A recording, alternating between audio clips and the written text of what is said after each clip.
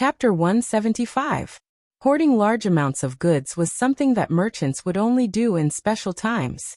For example, from the open beta to the official launch, a large number of players would enter the game and increase the demand for goods.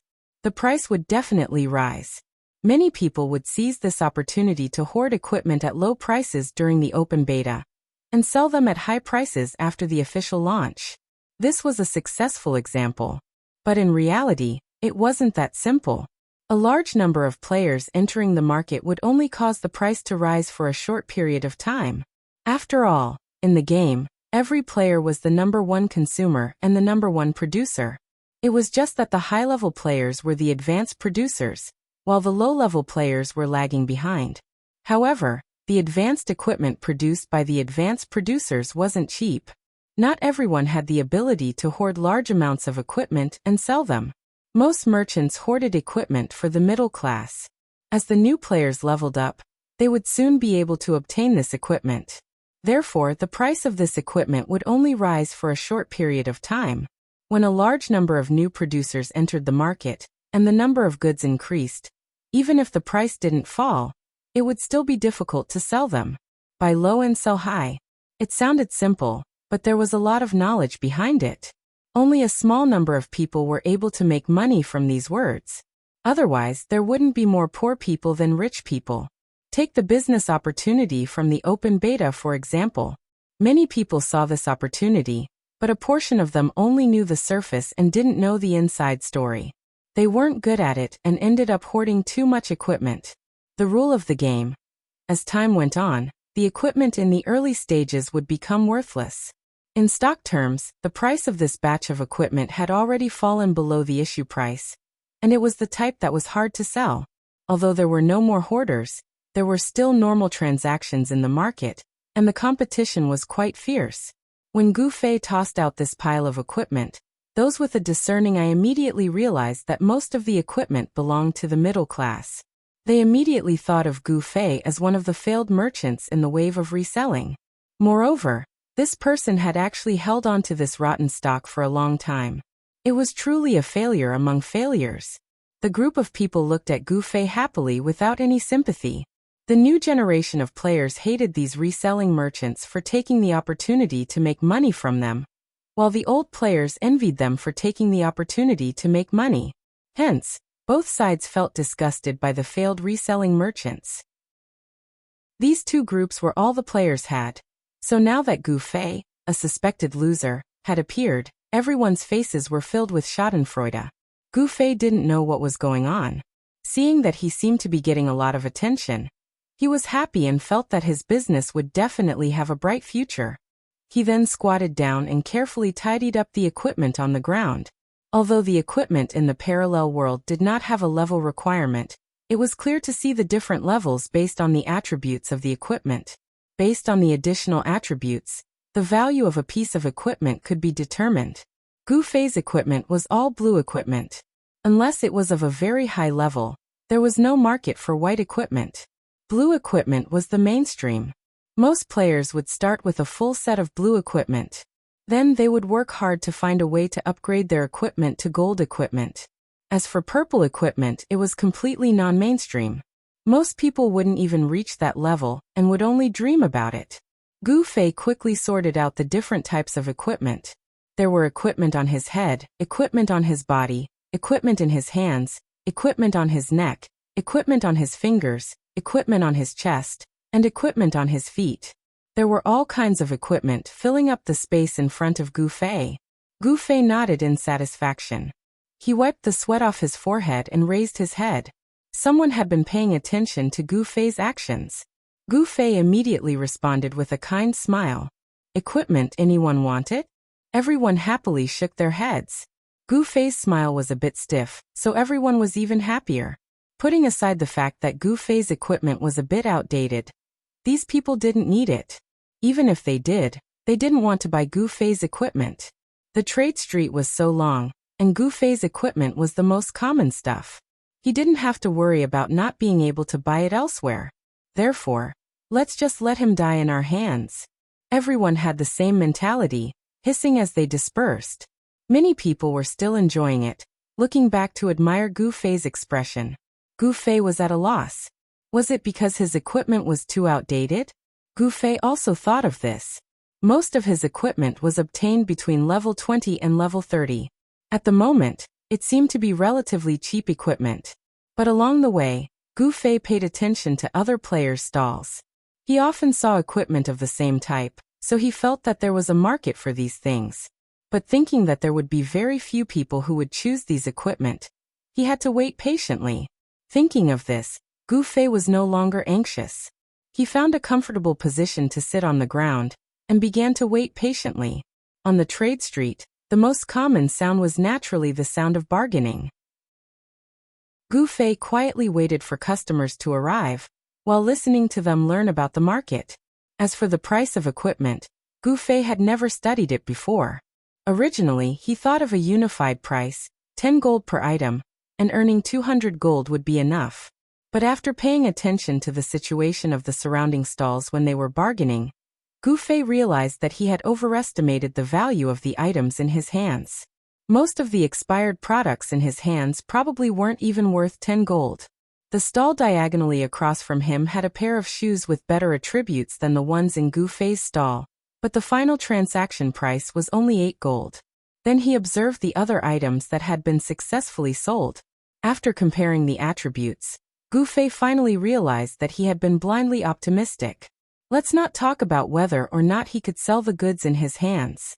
Even if he sold all of them, he might not even be able to gather 50 gold. If he wanted to gather 200 gold, he would have to make a few trips back and forth. Gu Fei's selling was the same as adding points to his character.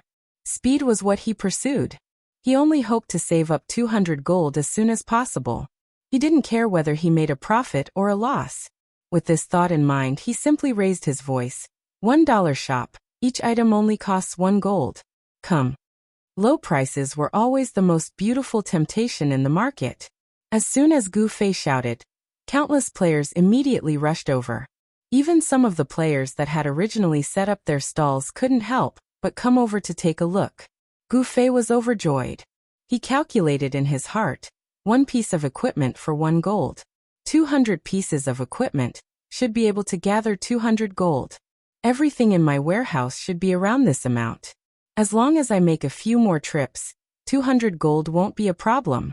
However, he didn't expect that he was blindly optimistic. The players that were called over by the $1 shop carefully looked at everything in Gu Fei's stall. Soon most of them shook their heads and left. Cheap was indeed tempting, but if it was something that he didn't need, no matter how cheap it was, it would be useless. Moreover, small fries like Gu Fei didn't have any value in buying low and selling high. A few of the players that came to take a look with this kind of mentality also left with flagging interest. In the end, there were still some players that stayed. They were all wearing beginners' clothes and were definitely newbies. Since the equipment didn't have a level requirement, it was very tempting for them to be able to wear equipment that was around level 20. However, as new players, their wallets were also very thin. They were more familiar with silver and copper coins. As long as the word gold was mentioned, it was a huge sum of money to them. Because of this, they stubbornly wanted to bargain with Gu Fei for 1 gold. Gu Fei unyieldingly said, "It's already cheap enough. I won't bargain." 3 of them left on the spot. The remaining 2 were very patient. They coaxed and pestered Gu Fei, calling him Big Brother countless times. In the end, they made a buy 3 get 1 free promotion for Gu Fei. Each of them spent 3 gold to get 4 pieces of equipment from Gu Fei and left in high spirits. He finally earned 6 gold. Gu Fei was very emotional. He took out his money bag and threw 6 gold into it.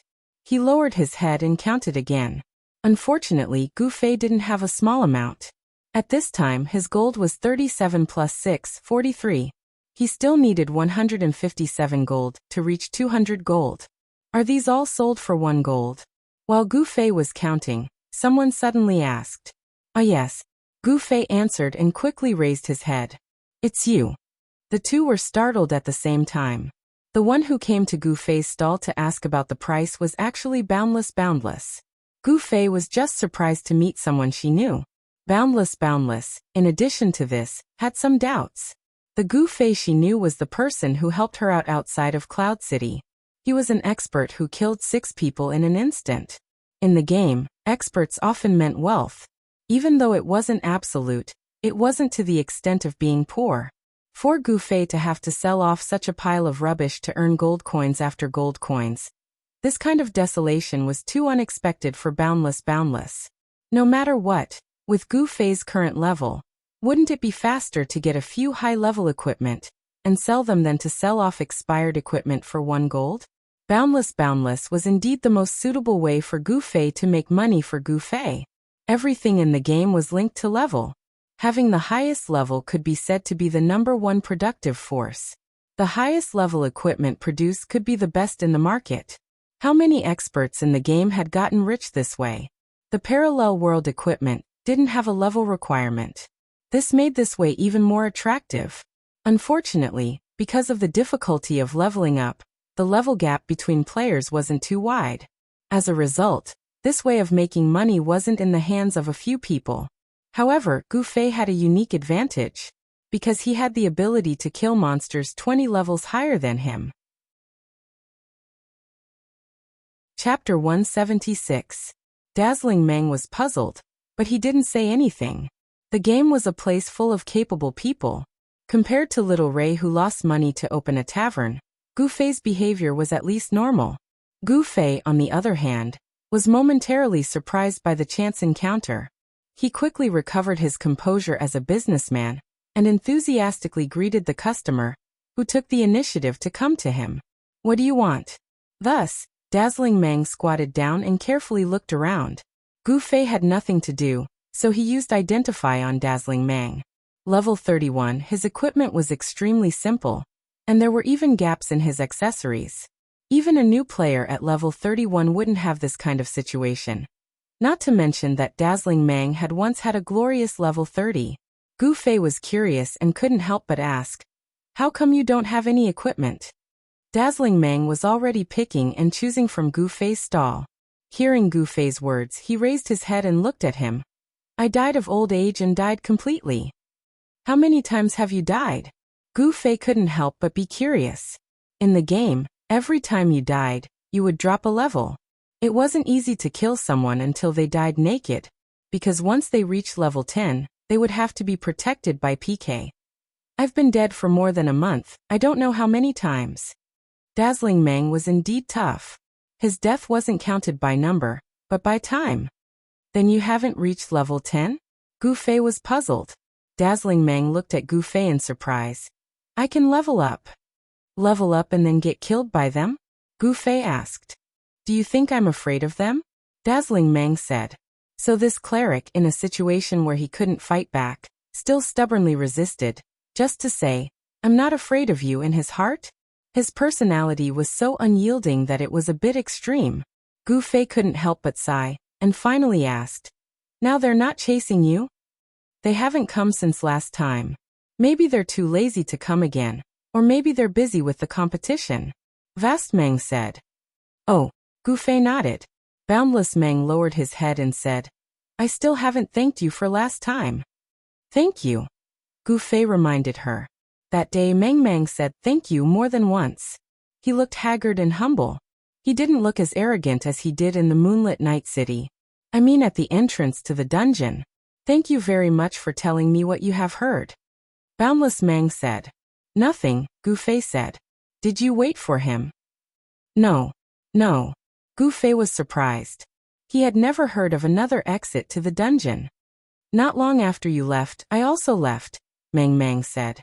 "Oh, I clearly had a premonition, but I still chased after him to find out. Even an outsider like you already knew what was going on. Why should I lie to myself?" Mang said. Gu Fei didn't say anything. Gu Fei thought that telling her everything he knew was the limit of what a stranger could do. As for the final choice of feelings, Gu Fei didn't think he had any right to express his opinion. Although it was a game, it was clear that Mang was more serious about her feelings. As for the Silver Moon, it was also a concept that a considerable number of gamers admired. Games. Everything was a game. "So I should thank you properly," Mang said. It was obvious that her gratitude for this matter was much greater than that of the day Gu Fei saved her from the hands of the 6 people. After all, from her perspective, she wasn't afraid of those people, nor was she afraid of dying, so whether or not she thanked him was just superficial. In this matter, Meng Meng accepted Gu Fei's kindness from the bottom of her heart. Gu Fei naturally didn't care so much, and only said lightly, "It's nothing. Let's add each other as friends." Meng Meng said generously. Gu Fei didn't care. He nodded and opened the friend button. Immediately he received a system notification saying, "Meng Meng added you as a friend. When I have money, I'll treat you to a good drink. Looking at your name, you must like to drink a lot, right?"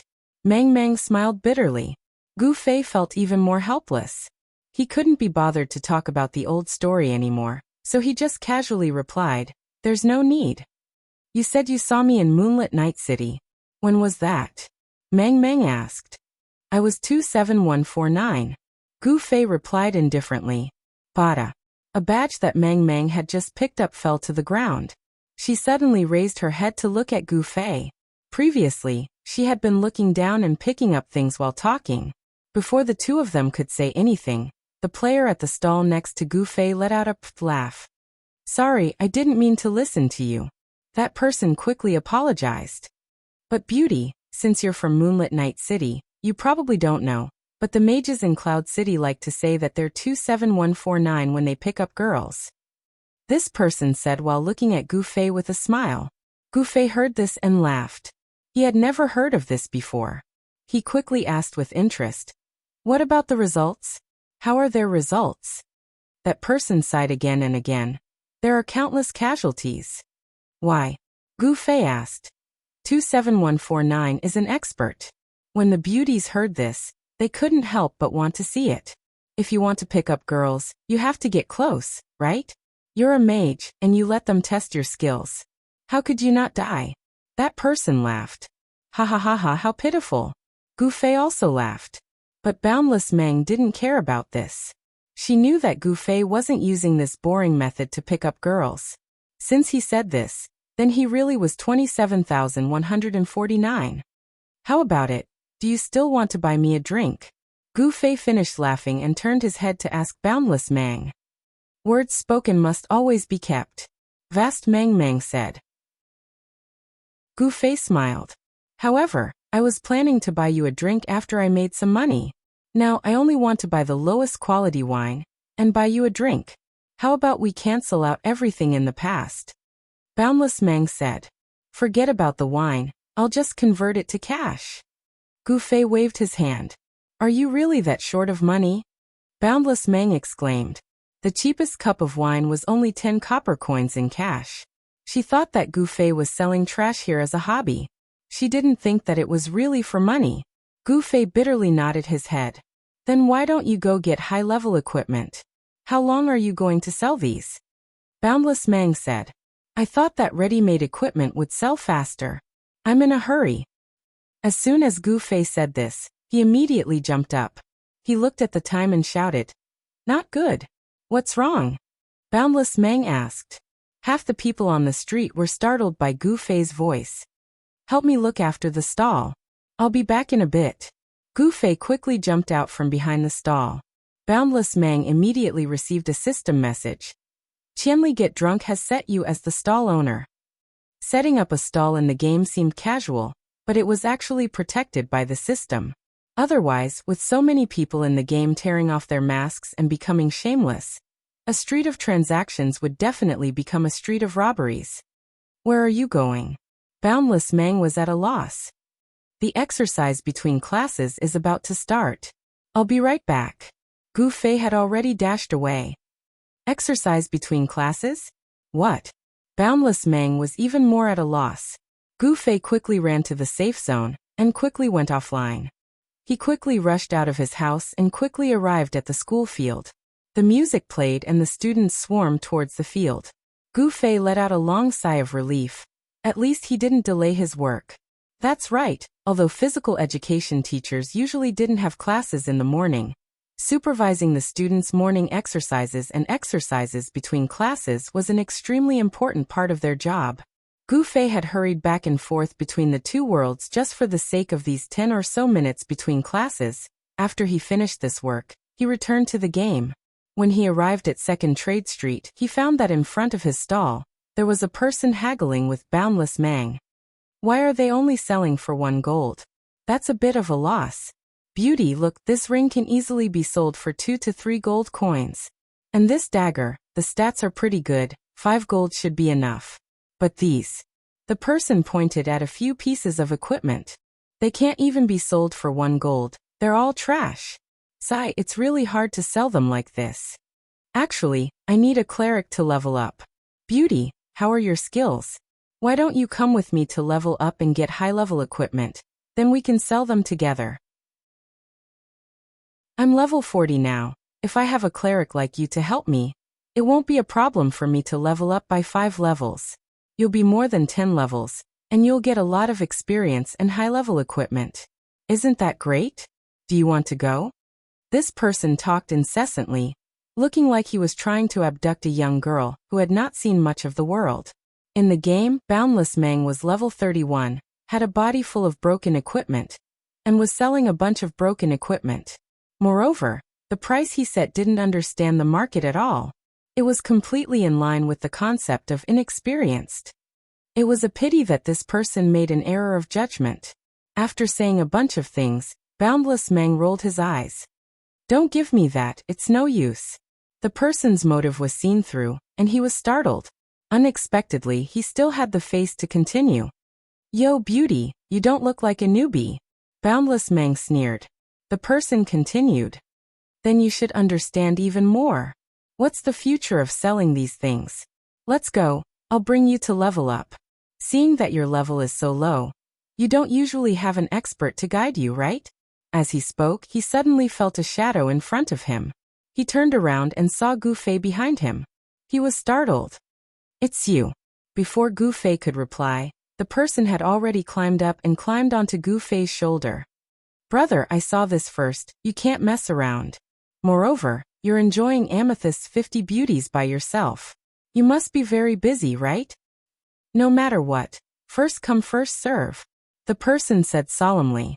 Wretched. Too wretched. Gu Fei was shocked. Chapter 177. The person in front of him was Tsubasa Sakuratsuka, the founder and guild leader of Forever Among Flowers. In terms of wretchedness, he was definitely the most wretched person Gu Fei had ever seen. What was even more infuriating was that such a wretched person actually looked quite harmless, even cuter than Yu Tianxinming. At this moment, Gu Fei's appearance made him extremely nervous. In his mind, a man who could blend into a purely female guild like a fish in water was probably the legendary Casanova. This competitor was just too strong. Therefore, as soon as he saw Gu Fei, he started to make a bunch of excuses. Before Gu Fei could say anything, he had already started to back down. In the end, he was reduced to first come, first served, showing his great lack of confidence. Gu Fei looked at him, then looked at Boundless Mang, not knowing what to say. On the other hand, Boundless Mang, as a female player, had probably seen this kind of thing many times. She stood up and said to Gu Fei, I'll return the stall to you. Then Gu Fei received a system notification. Tsubasa Sakuratsuka's eyes widened, looking at the two of them. You two know each other? Gu Fei nodded his head, and exchanged places with Boundless Mang. He stood behind the stall, and Boundless Mang returned to the middle of the street. You're too much. Do you want to sweep away all the beauties in the world? Tsubasa Sakuratsuka said angrily. Gu Fei lowered his head. He felt that as long as he responded to this person's words, then he would look very wretched. Let's go. In Boundless Mang's eyes, Tsubasa Sakuratsuka was like air. After saying goodbye to Gu Fei, he prepared to leave. Tsubasa Sakuratsuka hurriedly ditched Gu Fei and chased after him, continuing to pester him. Beautiful, what's your name? My name is Tsubasa Sakuratsuka. You can call me Zizai. Gu Fei's face turned green as he explained to the players around him, I don't know him. And then, the people on both sides vaguely answered Gu Fei. Everyone was busy vomiting. On the other side, the Boundless Mang couldn't help but act up. Originally, It was a delightful thing for a girl to be popular with male players, but it was a completely different scene when she met such a wretched fellow who pestered her with all his might. He shouted at Tsubasa Sakuratsuka, "You're so noisy, don't follow me." Tsubasa Sakuratsuka's eyes were filled with determination. One had to know that there weren't that many beauties in this world. Moreover, there wasn't any makeup in the game. Everything was natural, so there were even fewer beauties.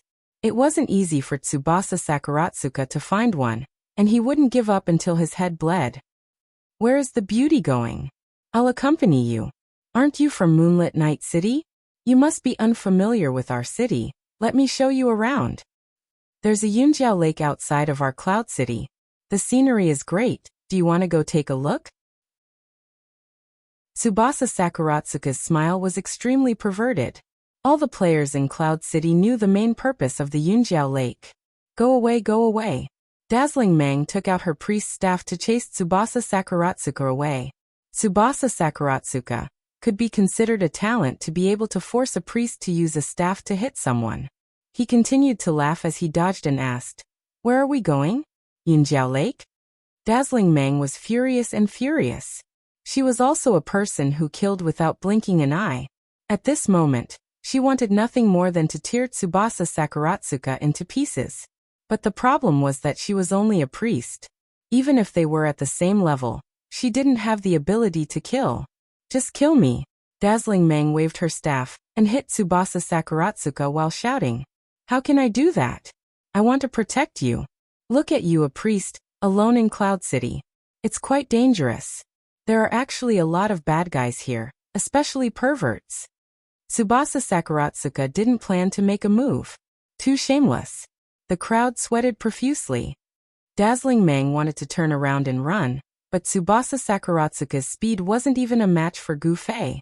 He easily walked side by side with Dazzling Mang. "Do you want me to pull you? You can run a bit faster." Dazzling Mang chose to ignore him. Her eyes looked straight ahead and only cared about walking. Tsubasa Sakuratsuka didn't mind at all, and just followed at the side. "Brother, you're too ruthless," someone exclaimed to Tsubasa Sakuratsuka.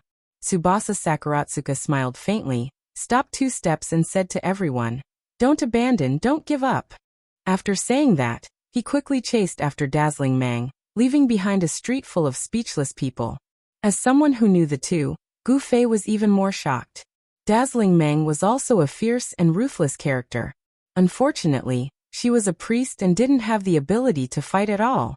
If she was any other profession, she probably would have fought with Tsubasa Sakuratsuka just now. And Tsubasa Sakuratsuka definitely wouldn't kill a girl.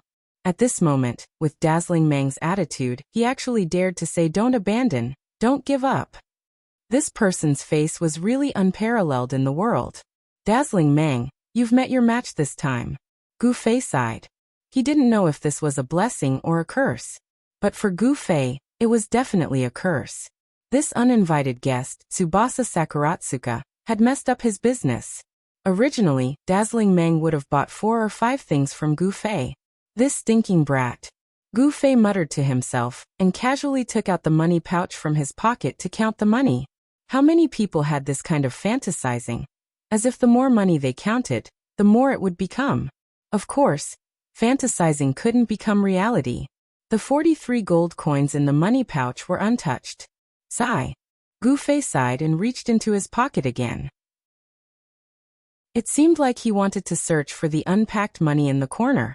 Unexpectedly, after this search, he was immediately stunned. When his hand reached into his pocket again, he pulled out another money pouch, a dark red money pouch. The designer of the pocket in the game was most likely a Doraemon fan.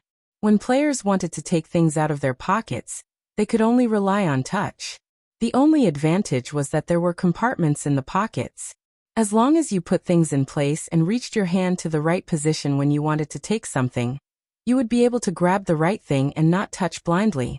In the early stages of the game, players didn't have many things in their pockets, so taking things out was extremely accurate. After a period of time, everyone's pockets were bulging. There were often mistakes when taking things out, and incidents of pulling out a piece of bread in a fight happened from time to time. It was a joke. How to arrange the pockets properly and how to accurately and quickly take out weapons in battle became a compulsory course for experts. Gu Fei had also practiced this before, so his taking out of things was extremely accurate. There were no mistakes at all, and he didn't even notice that there was a money pouch in his pocket. Why would there be a money pouch? Gu Fei didn't understand. Before today, Gu Fei never counted money, so he didn't know the situation of his assets. In short, he would take out the money pouch when there was a need to spend. The money pouch in the game was also a storage space like a pocket. As long as there was money, he could take things out of the money pouch. Gu Fei grabbed handfuls of this money pouch. The more he counted, the bigger his eyes became. Soon he counted 429 gold coins. Such a large sum of money made Gu Fei quickly think of its origin. He won it. When he was in prison, he won it playing dice with Silvermoon and the others. However, he didn't know why the system put this money into another money pouch for Gu Fei, so he didn't notice it. Throwing money around was a good habit that often created a sense of surprise. He didn't think that the system god also had this hobby.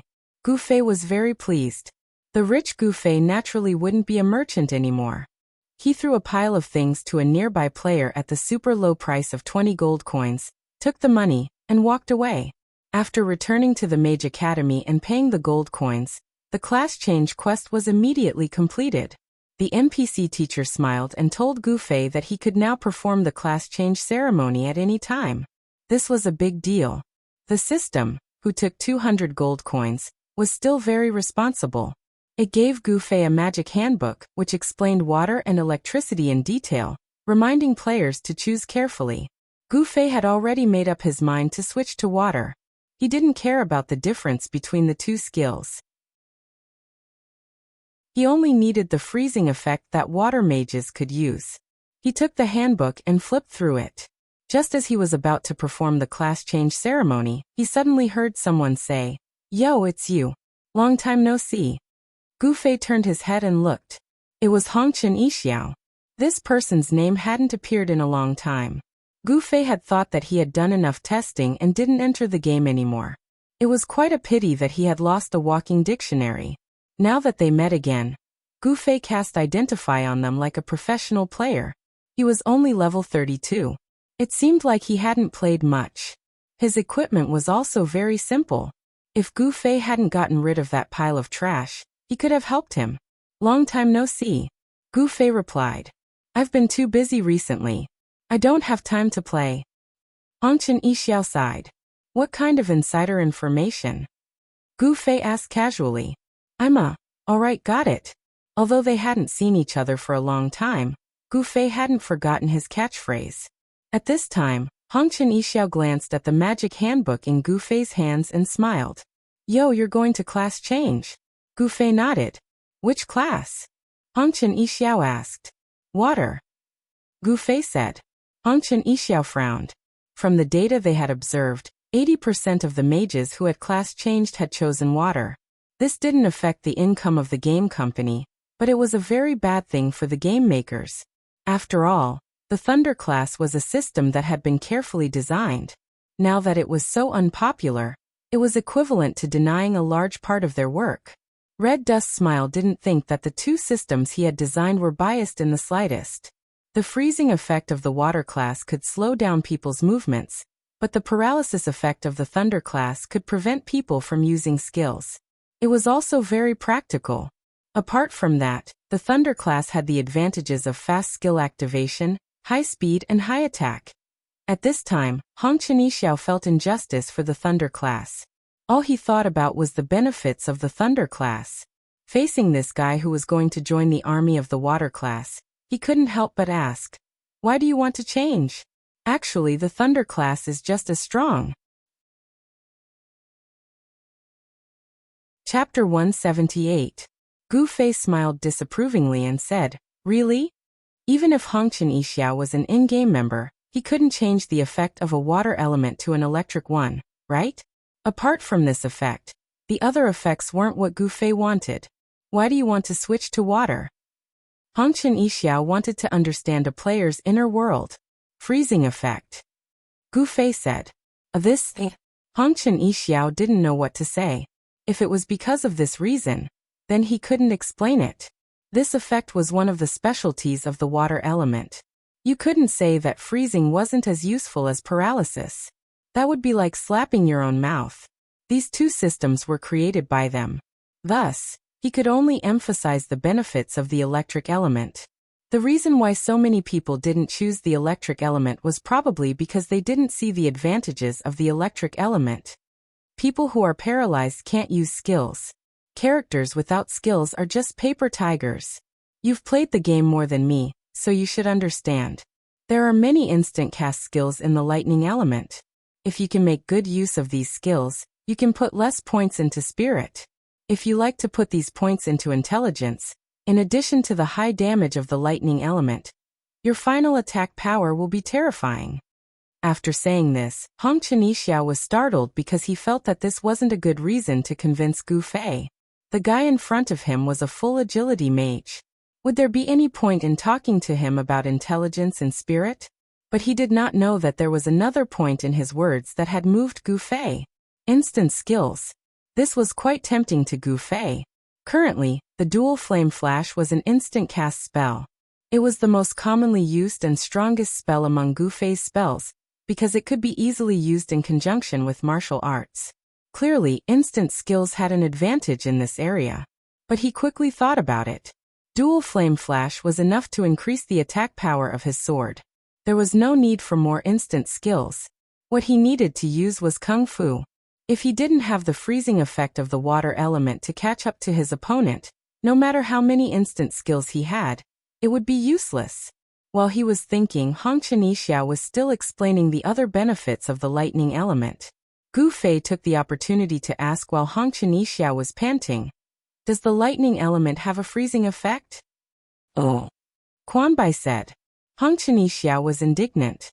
He couldn't help but say, "Freezing effect. If it's just for this effect, many weapons have added it.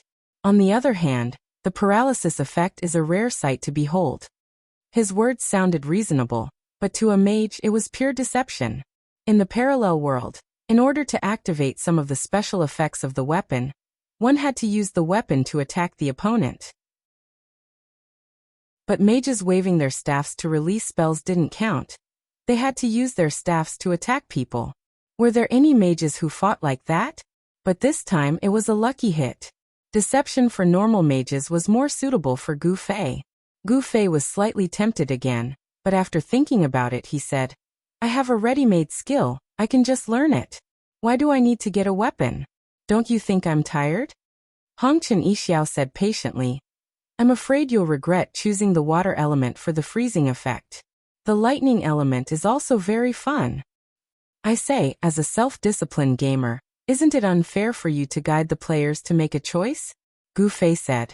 Hong Xiao's attempt to pull Gu Fei into the lightning element was too obvious. "Of course not," Hong Xiao hurriedly explained. "I just feel that many players don't realize the advantages of the lightning element, so I explained it to you in hopes that you'll make the choice you need the most. I'm thinking from the perspective of the players. What advantages does the lightning element have? Didn't you hear what I said?" Hong Xiao was going crazy. "Actually, I only need the freezing effect of the water element to slow down the enemy's speed and make it easier for me to catch up. See, this is what I need the most," Gu Fei said.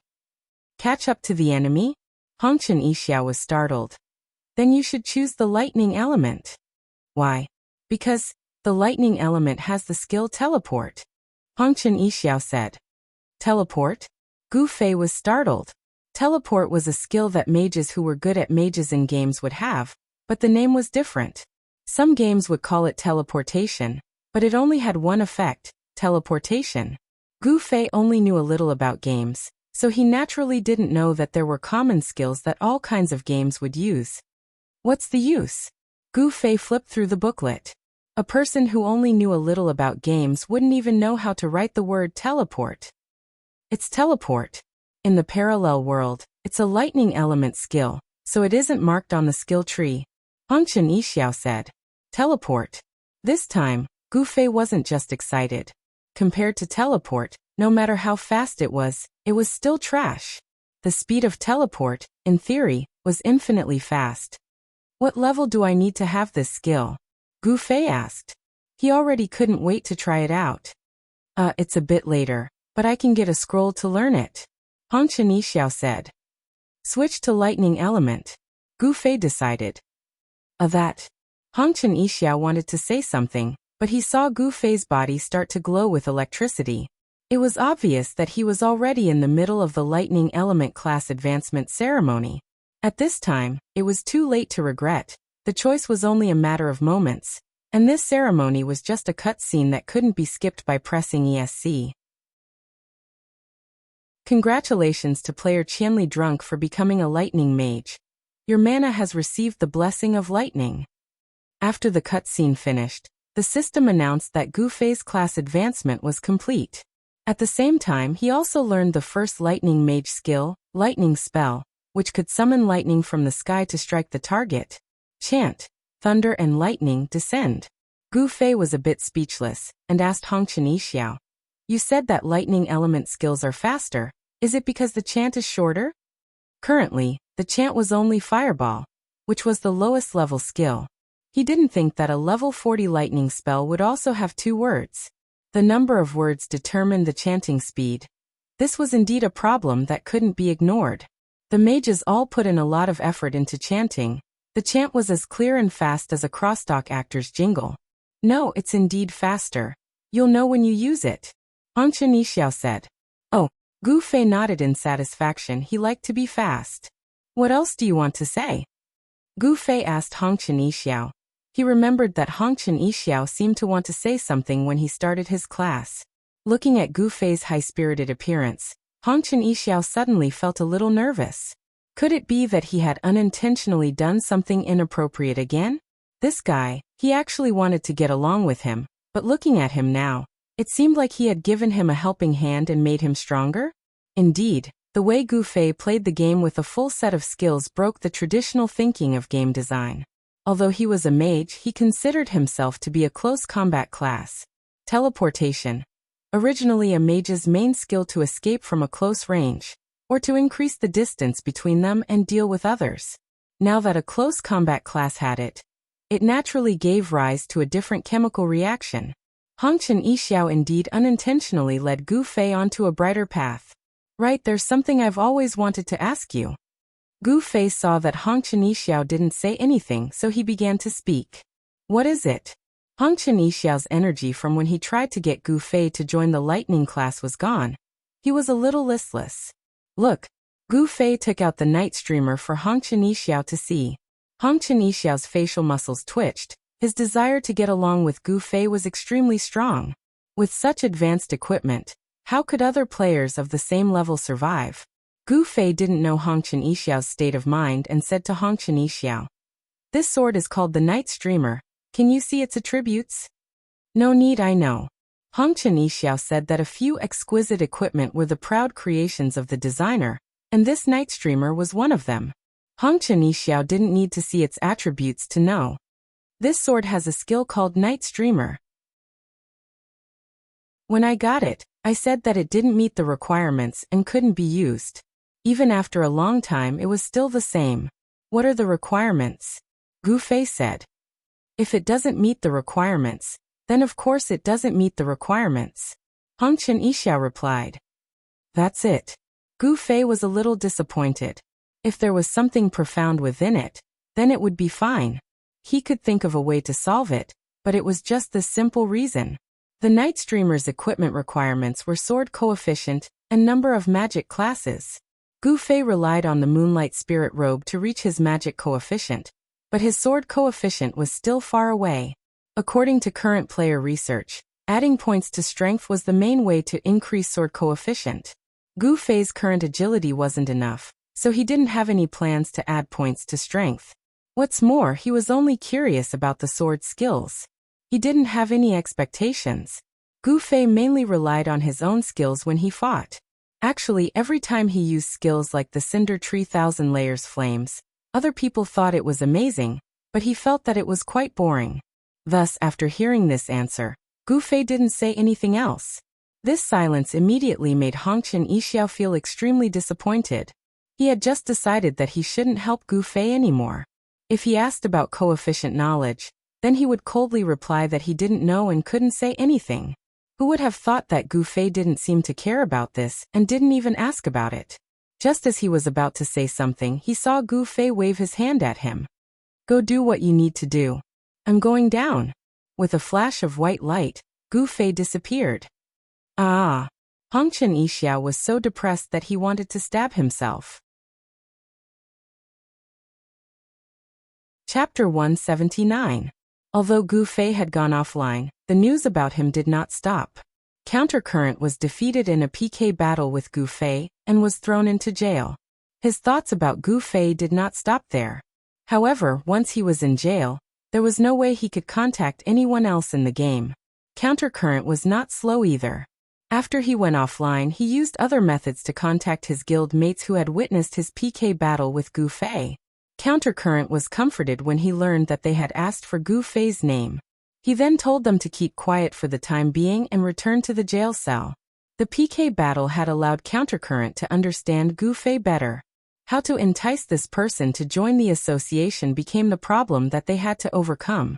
On the other hand, the Yunmu Guild's guild master, Unchung Mutsu, did not know that he had missed the best opportunity to get Gu Fei to come knocking on his door. It was already afternoon when he went offline and returned to the game after eating and sleeping. Compared to the wee hours of the morning and early morning, the scene in the game was naturally different. As soon as he went online, he received a message from the female spy he had sent. I've contacted Amethyst, but I've been rejected. This guild required a recommendation from someone in the guild to join, and they did not want anyone who volunteered themselves. Unchung Mutsu was stunned. Different guilds had different ways of recruiting people. For example, Amethyst was the hardest to deal with. These guilds were usually small and did not have any grand ambitions. However, the atmosphere in the guild was great. The members were close and inseparable in the game. It was not impossible to join such a guild, but it required time. One had to get familiar with certain members of the guild and gain their approval before they could join. He did not know how long it would take. Unchung Mutsu immediately cancelled his spy plan and prepared to implement the gold dollar plan that he had been preparing for a long time. When he opened his friends list, he saw that Countercurrent was still online. I wonder how this guy is doing? Unchung Mutsu thought to himself as he sent a message. In the end, he received a system notification saying, the other party is not in the service area. The experienced Unchung Mutsu knew what this meant and was secretly delighted. He thought to himself, going against the current, this brat stumbled and fell into the trap. I'm going to have the upper hand in this headhunting battle. With that, the Unchung Mutsu became even calmer. He calmly assigned the guild members who were online to work while he strolled toward the direction of the city gate. The system notified him that he had received a new mail. Did you find out what you wanted? Feel free to write to me if you need anything. Unchung Mutsu looked at the message. It was sent not long after he went offline. The name of the letter was Shi Xiaotian. Beside the name was a vivid smiling face, looking at him with a smile. It's her. Looking at the smiling face, Unchung Mutsu was immediately reminded of the beauty who bid 1,000 gold coins to him and Countercurrent last night. He sneered and tore the letter into pieces. 1,000 gold coins? He might as well rob it. He could just throw some money at the reincarnated amethyst girl. He did not believe that no one would be tempted by money. Unchung Mutsu was extremely confident in his gold dollar plan. A moment later, the Yunmu Guild spies were all over the city. They did not know who Gu Fei and the others were, but they still knew the reincarnated amethyst girl. Putting aside the fact that they had fought face-to-face last night, they usually paid attention to this pure female guild. None of the girls were online last night, which was why they could not find any of them. Now that it was broad daylight, Unchung Mutsu had already received several tip-offs, pointing out the location of several reincarnated amethyst girls. You guys just keep an eye on them. I'll contact them one by one, instructed Unchung Mutsu. At that moment, the nearest target was heading toward the east gate where Unchung Mutsu was. Unchung Mutsu adjusted his armor and struck a dashing pose as he stood under the city gate. Not long after, he saw the 4 reincarnated amethyst girls walking in his direction. Not far behind them, There was a thief from the Yunmu Guild following them in stealth. Of course, Unchung Matsu could not see them. He only received a message from the thief. The 4 girls are coming. Unchung Matsu saw it all. When the 4 girls slowly approached him, he cleared his throat and said, "Beautiful ladies." The 4 girls stopped and turned to look at him. Unchung Matsu smiled and said, "I want to ask you something." "What is it?" The girls were quite warm-hearted. "You are reincarnated amethyst, right?" Unchung Matsu asked even though he already knew the answer. The 4 girls nodded. "Is there a male player in your guild?" He still asked even though he already knew the answer. The 4 girls still nodded. "What's his name?" Unchung Matsu tried his best to speak casually, as if he was just asking casually. The original plan last night was to ask the reincarnated amethyst girls. Project Jinyuan would only be activated if he could not get an answer directly. The 4 girls immediately became alert and asked, "Who are you?" The girls' vigilance was something they had developed over a long period of time. There were often male players who tried to ask for the names of the girls in the guild in an attempt to woo them. In order to avoid entanglement, the girls would not casually reveal the names of the girls in the guild before they asked for the person's opinion. Although Gu Fei was a man, the girls had developed this habit. If someone asked for the name of the person in the guild, they would first ask for the person's intention. "My name is Unchung Matsu," said Unchung Matsu. He was ranked 6th on the warrior leaderboard. Based on this alone, Unchung Matsu's name would attract attention in other main cities. However, the 4 fellows from Cloud City looked at each other blankly and asked, "Who's that?" "The leader of Yunmu Guild. He fought with you last night." Unchung Matsu was quite depressed. It was fine if they did not know him when they met, but why did they not know him when they heard his name? Was he such a passerby? "Oh, it's that idiot guild that only sent 50 people to the guild war despite having 500 people?" a girl said. "Hey." Another girl immediately pinched her. "Don't talk nonsense," she said while sneaking a glance at Unchung Matsu. Unchung Matsu felt wronged. However, he could not say anything because it was the truth. As for whether it was stupid or not, in the end Yunmu lost. "Do you think it was stupid or not?" Unchung Matsu coughed and changed the topic. He continued to ask politely, "I want to know the name of that male wizard of yours." "Ah, I remember you," one of the girls shouted. "You came to ask after the guild war last night." Unchung Matsu nodded. "Yes. Sister Xiaowu said that we can't tell you. Let's go. Let's go." The 4 girls turned around and were about to leave. Sigh. Unchung Matsu's hand was already in the money pouch. He was about to activate the gold dollar plan when he suddenly closed his mouth and let go of his hand. At that moment, Unchung Matsu had an idea. This was a group of 4 girls. If he wanted to fork out money, he had to satisfy all 4 of them. If he asked one of them to ask for 100 gold coins, now that the 4 of them were together, 100 gold coins would become 25 gold coins. This meant that he had to pay 4 times more. It was not worth it. Why should he hang on to this tree? With this thought in mind, Unchung Matsu asked for the location of his next target. 3rd Trade Street, setting up a stall. Someone reported the second target that was close to Unchung Matsu. Unchung Matsu hurried to 3rd Trade Street. His subordinates had already approached the intersection and led Unchung Matsu to a girl's stall. He waved his hand and pointed. Unchung Matsu looked at the girl. She was a grandmaster of combat. She was hugging her knees and squatting on the ground. In front of her was a small stall with several broken equipment. The girl was looking around in anticipation. "Looks like you need money." Unchung Matsu smiled and walked forward. A few minutes later, a commotion broke out on 3rd Trade Street. Unchung Matsu hugged his head and squeezed out of the crowd.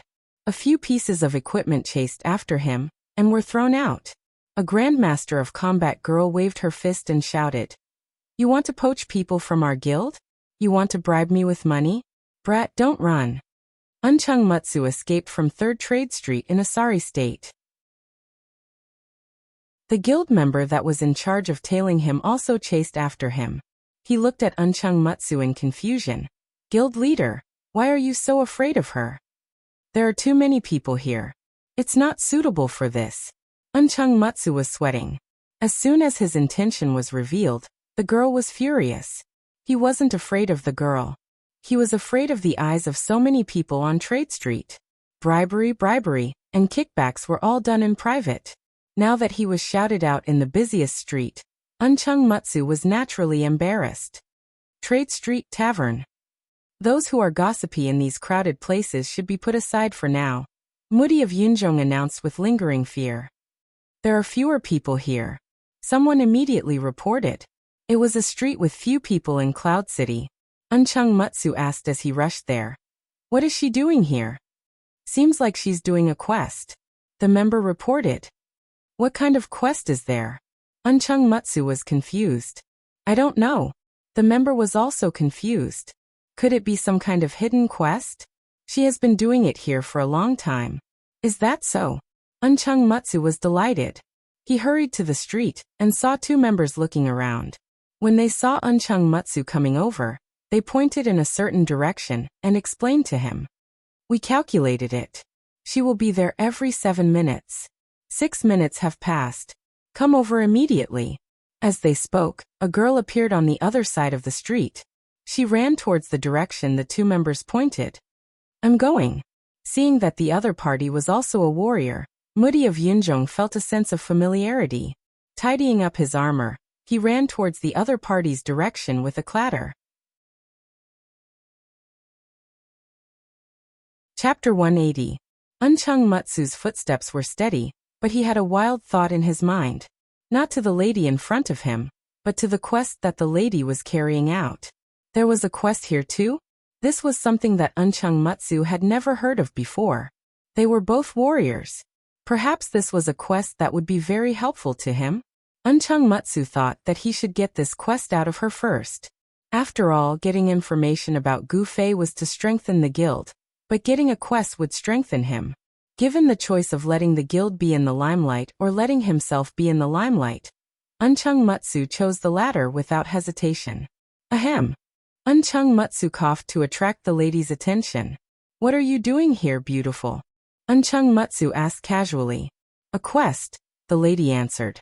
It was very common for a lady to be hit on, especially in the game where everyone was thick-skinned. The ladies were used to this kind of thing. Oh, what kind of quest is it? Unchung Mutsu continued to ask casually. Wheat in the soil, the lady answered. Every quest had a name. The quest that the lady mentioned was something that Unchung Mutsu had never heard of before. Although the name of the quest sounded very simple, it was obviously very stupid to judge the meaning of the quest based on the name of the quest. It was just like how a person's name didn't represent how knowledgeable he was. Unchung Mutsu was excited, and he asked carefully, How do I get it? Talk to the people here, the lady said as she knocked on the door. A hunchbacked old man opened the door. His eyes shone with the light of accumulated experience, and Unchung Mutsu was instantly overwhelmed with emotions. Old people who were in their twilight years usually liked to leave behind rich legacies. This idea was recognized by many game designers, so they often created mysterious old men to issue mysterious quests. Looking at the person in front of him, hiding in a secluded street, if someone didn't accidentally knock on this door, who would know that there was such a quest here? Young man, do me a favor. I have some wheat scattered in the market. Can you help me find them? Remember, you must find it within 5 minutes. Otherwise, the wheat might be picked up by someone else. The old man issued the task to the young lady. The girl quickly turned around and left. Unchung Mutsu also wanted to go forward, but the old man ignored him and closed the door. Unchung Mutsu hurriedly went forward and knocked on the door. He was worried that the mission would not be given to him because the lady had accepted it. The door opened and the old man appeared again. He looked at the Unchung Mutsu and repeated what he had said to the young lady. Unchung Mutsu agreed without hesitation. Immediately, the mission Wheat in the Soil appeared in the mission panel. The mission description did not seem to be anything special. Unchung Mutsu was puzzled as he headed towards the market. The market that the NPC mentioned was naturally not the trading street formed by the players. It was a place where some system merchants gathered to sell system goods. This place was not as lively as the trading street, but there were still many players coming and going. Unchung Mutsu looked around the market but could not find the wheat. Could it be that the young lady had already picked up the wheat? Was that why he could not find it? When Unchung Mutsu arrived at the market, he saw the young lady leaving. Unchung Mutsu quickly wandered around. After more than 5 minutes, he heard a system prompt. The quest was labeled as failed. This is difficult. Unchung Mutsu was surprised. At that moment, he saw the young lady appear in the market again. Seeing Unchung Mutsu, the young lady smiled. You accepted the quest? Unchung Mutsu nodded. Did you find the wheat? Unchung Mutsu shook his head. Hee. A strange smile appeared on the young lady's face. She calmly said to Unchung Mutsu, use your brain. Unchung Mutsu carefully pondered the meaning of the young lady's words, but he still could not understand. 1 minute later, the young lady asked him, did you think of it? Unchung Mutsu shook his head in confusion. Hee, what is the name of this quest? The young lady asked. Wheat in the soil. Unchung Mutsu answered. Correct. The young lady applauded him. Unchung Mutsu continued to be confused. So the wheat should be found in the soil, the young lady said. Unchung Mutsu was stunned. Look, as the young lady spoke, she walked to a corner and grabbed a piece of rag that was exposed from the soil. She pulled it hard and a small cloth bag fell into her hands. This is the wheat in the soil, the young lady said happily to Unchung Mutsu. Good luck. The young lady turned around and left. Unchung Mutsu was dumbfounded. He realized that he had complicated a simple problem from the very beginning. This quest seemed to be a beginner's quest to find something. This type of quest had always been criticized by the players, because the system would hide the quest items in a mess. However, the young lady seemed to be repeatedly completing this quest. If it was such a simple quest, why would she do it? Unchung Mutsu felt that there must be something mysterious about this. Hence, he gave up on this failed quest and returned to the old man to retrieve it again. This time, he knew the target, but how could a small piece of rag hidden in the soil be found so easily? In the end, he failed again. This went on for the 7th time. Unchung Mutsu, who knew every inch of the market like the back of his hand, finally found the rag within 5 minutes. Unchung Mutsu let out an excited roar and hurried back to the quest acceptance office. He returned the half-filled bag of wheat to the old man with great excitement. Thank you, young man. You've helped me a lot, the old man said as he handed over the reward. Unchung Mutsu took it and looked at it. It was 10 silver coins. How could this be? Unchung Mutsu mumbled to himself. Was this the only reward? Unchung Mutsu was not satisfied. If this was the only reward, why would the young lady repeatedly complete it? As he thought about this, Unchung Mutsu looked around and realized that the young lady had disappeared. He quickly sent a message to the guild member who was in charge of keeping an eye on her, but the member was even more confused than he was. Boss, didn't you already contact her? This. Unchung Mutsu could not say it. He had temporarily abandoned his dream of strengthening the guild, because of his selfish desire to strengthen himself. The 3rd mission ended with the disappearance of the target. At the same time, it left Unchung Mutsu with deep doubts. It's such a simple mission. Why did she repeatedly complete it? This question lingered in Unchung Mutsu's mind. Unfortunately, his 2 guild members were no longer keeping an eye on him. Otherwise, they would have told him. Guild leader, you also repeated it 7 times. However, he still had to deal with the important matters at hand. Unchung Mutsu continued to receive reports from his subordinates. Someone said that they saw a reborn amethyst girl strolling around the auction house. There was no one in the auction house at the moment. Unchung Mutsu rushed to the auction house when he heard the news. He rushed into the auction house and retreated after 5 seconds. The 2 guild members who were guarding outside the door were puzzled. Unchung Mutsu was not in a good mood. Using money to bribe the slim-waist dancer? Do you 2 have any brains? Failure. Unchung Mutsu's gold elemental attack ended in failure. It was a failure of going for wool and coming home shorn. You just want to know her name. It's not a big deal. You actually want to buy her with money? Who do you think we are? One of the girls that Unchung Mutsu had approached threw out such words. Unchung Mutsu was heartbroken. If he had approached this girl from the beginning, he would not have needed to spend money to find out her name. But now, due to the exposure of the second girl that he came into contact with, he had caused extreme dissatisfaction. She was completely unwilling to reveal Gu Fei's name. She also showed the deepest disdain towards Uncheng Mutsu and his guild. He did not know what made him cry even more. Gu Fei quietly went online in the afternoon. Looking at the flyers that were still flying all over the city, Gu Fei felt that it was not easy for them to look for him for such a long time.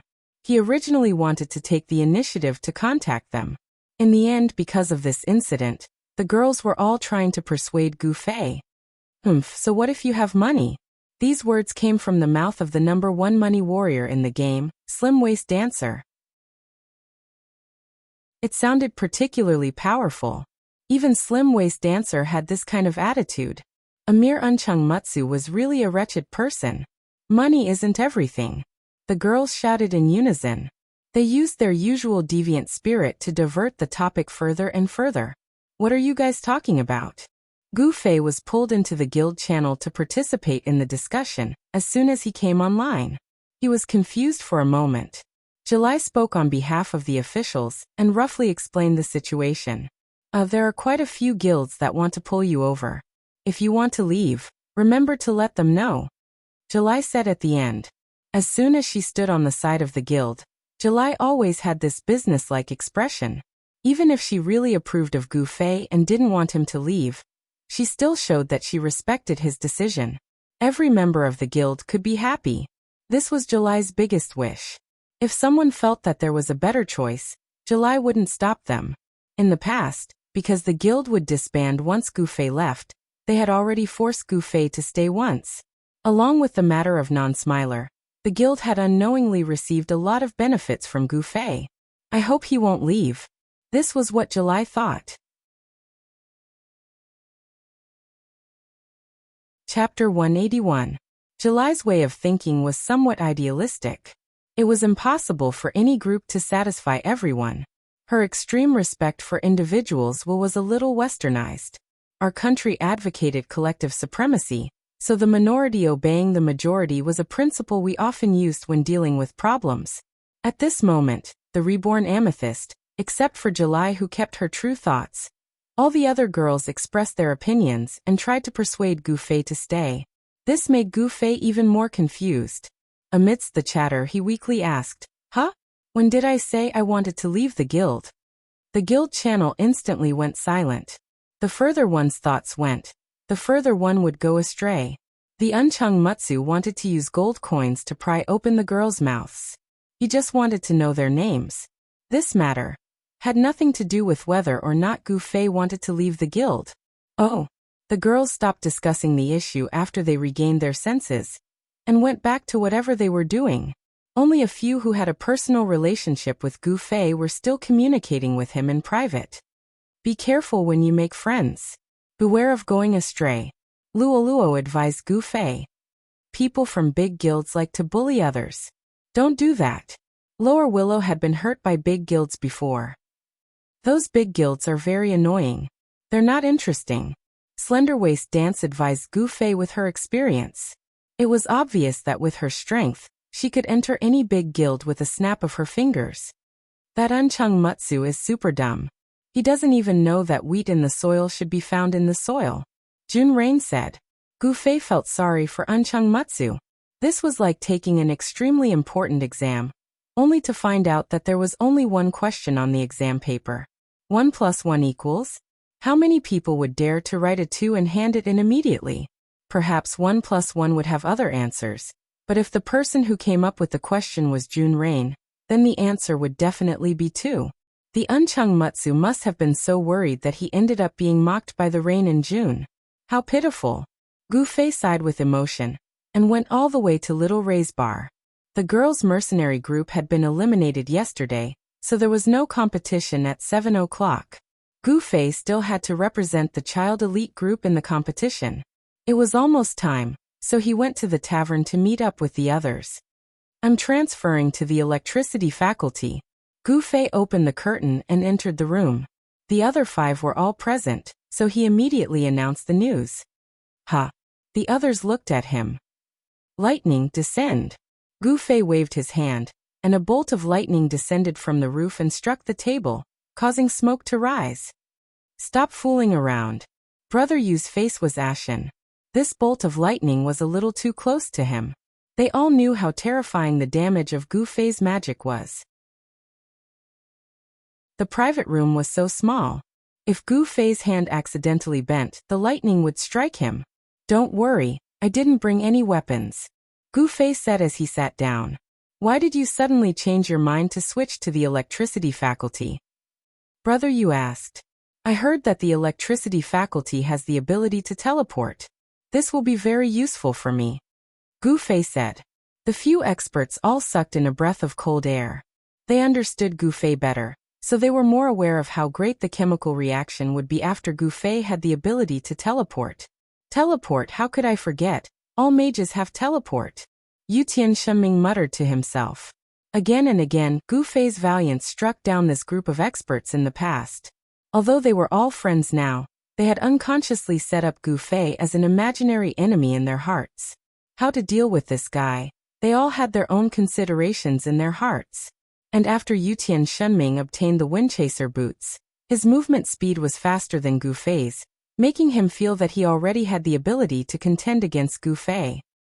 He didn't even realize that his way of dealing with Gu Fei was already out of the ordinary. He actually wanted to use the kiting method to avoid getting close to Gu Fei. Throughout history, it was always the mages who were worried that others would get close to them, but now they were worried that the mages would get close to them. Gu Fei's style of fighting that reversed the style of the class caused the effects of all the skills of the class to be reversed.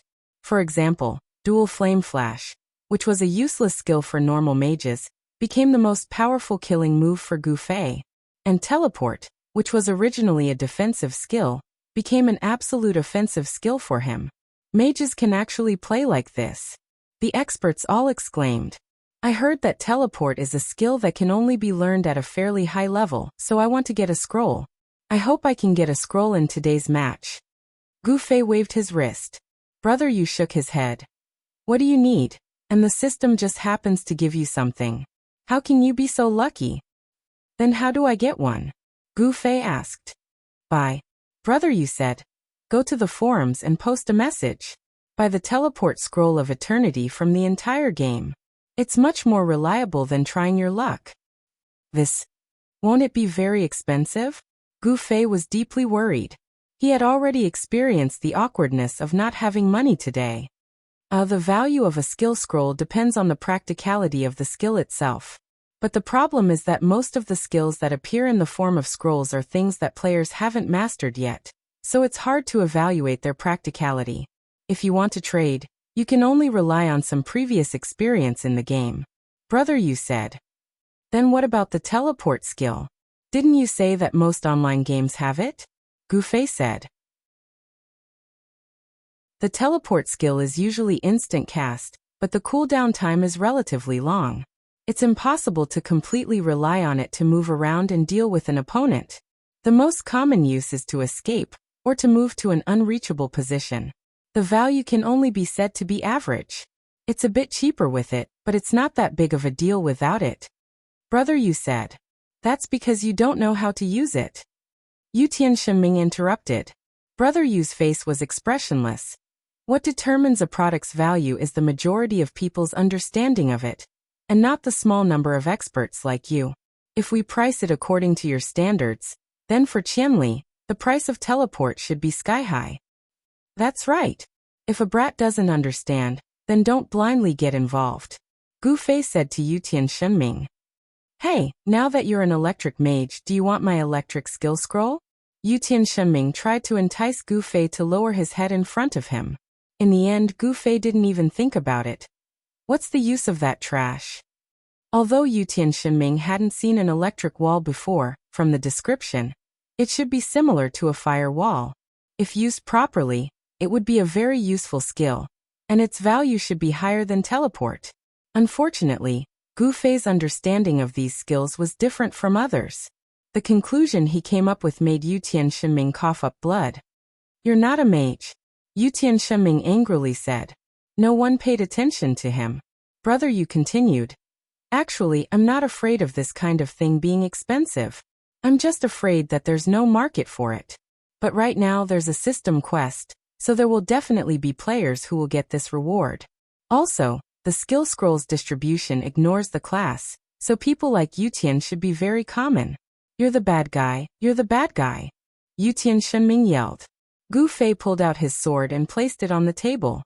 He pointed the tip of the sword at Yutian Shenming and said to Brother Yu, Brother Yu, continue. Brother Yu laughed and continued. So you should hurry up and go to the forums to buy it. But I don't have money right now. No matter how cheap this thing is, it'll cost at least 1,000 gold, right? Gu Fei said. Brother Yu nodded. Let's scrape together. Sword Demon said. I have around 200 gold here. I also have around 200, but I need to save some money for drinks. Han Family Young Master said. I have around 300 here. Brother Yu said. Fuck, they're all rich people. I only have around 50 gold. Unscathed in Battle was depressed. Ha ha ha ha, you bunch of poor bastards, I have. Ha. How come it's only around 400? Yutian Shenming was originally laughing, but in the blink of an eye, he started crying. He had made a huge profit from his business with slender waist dance. These people who relied on selling high-quality equipment to get rich were the game's nouveau riche. Money came quickly, but it also went quickly. TSK Tisk, everyone's not doing well this time. So poor. Han Family Young Master said. Experts in the game usually weren't too poor, especially top-tier experts like them. Although having a few hundred gold coins in their pockets was already more extravagant than the average player, to their knowledge, with Gu Fei's strength looming over them and their finances being so poor, they were truly in dire straits this time around. When the others heard Han Family Young Master's sigh, they all stared at him. The plan for this competition is ready. It's time for the mercenary group to make a name for themselves. Are you afraid that you won't be able to make money in the future? Han Family Young Master said. Let's not talk about the future. Brother Yu said, we only have around 1100 right now, so it probably won't be enough. After all, this eternal skill scroll is a new item, so its price will only go up. Plus, you might not be the only one buying it. If we start a price war, we won't be able to afford it without at least 3,000 to 5,000. Gu Fei was distressed. He had just experienced the predicament of not having enough money, so why did he have to go back to it? Plus, the demand this time was even higher.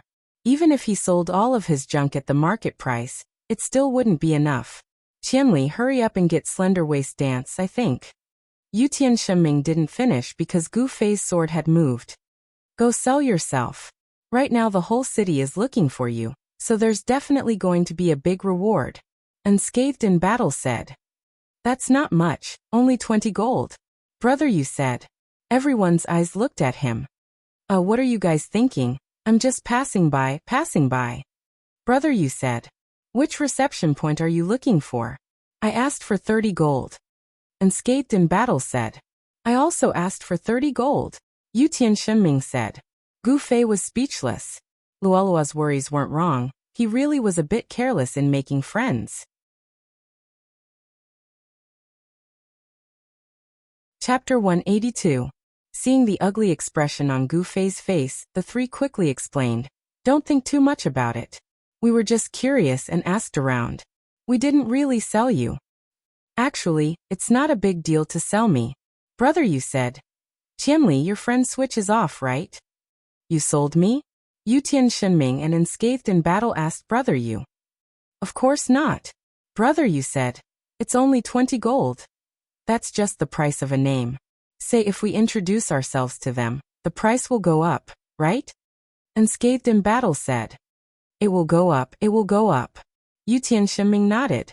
Everyone eagerly looked at Gu Fei, as if they had found a piece of high-quality equipment that was worth hyping. Let's split it 3 to 7. You take 7, and the 3 of us take 3. Yutian Shenming suggested. Gu Fei's face turned cold. They've worked so hard to find you. Give them a chance. Unscathed in Battle said.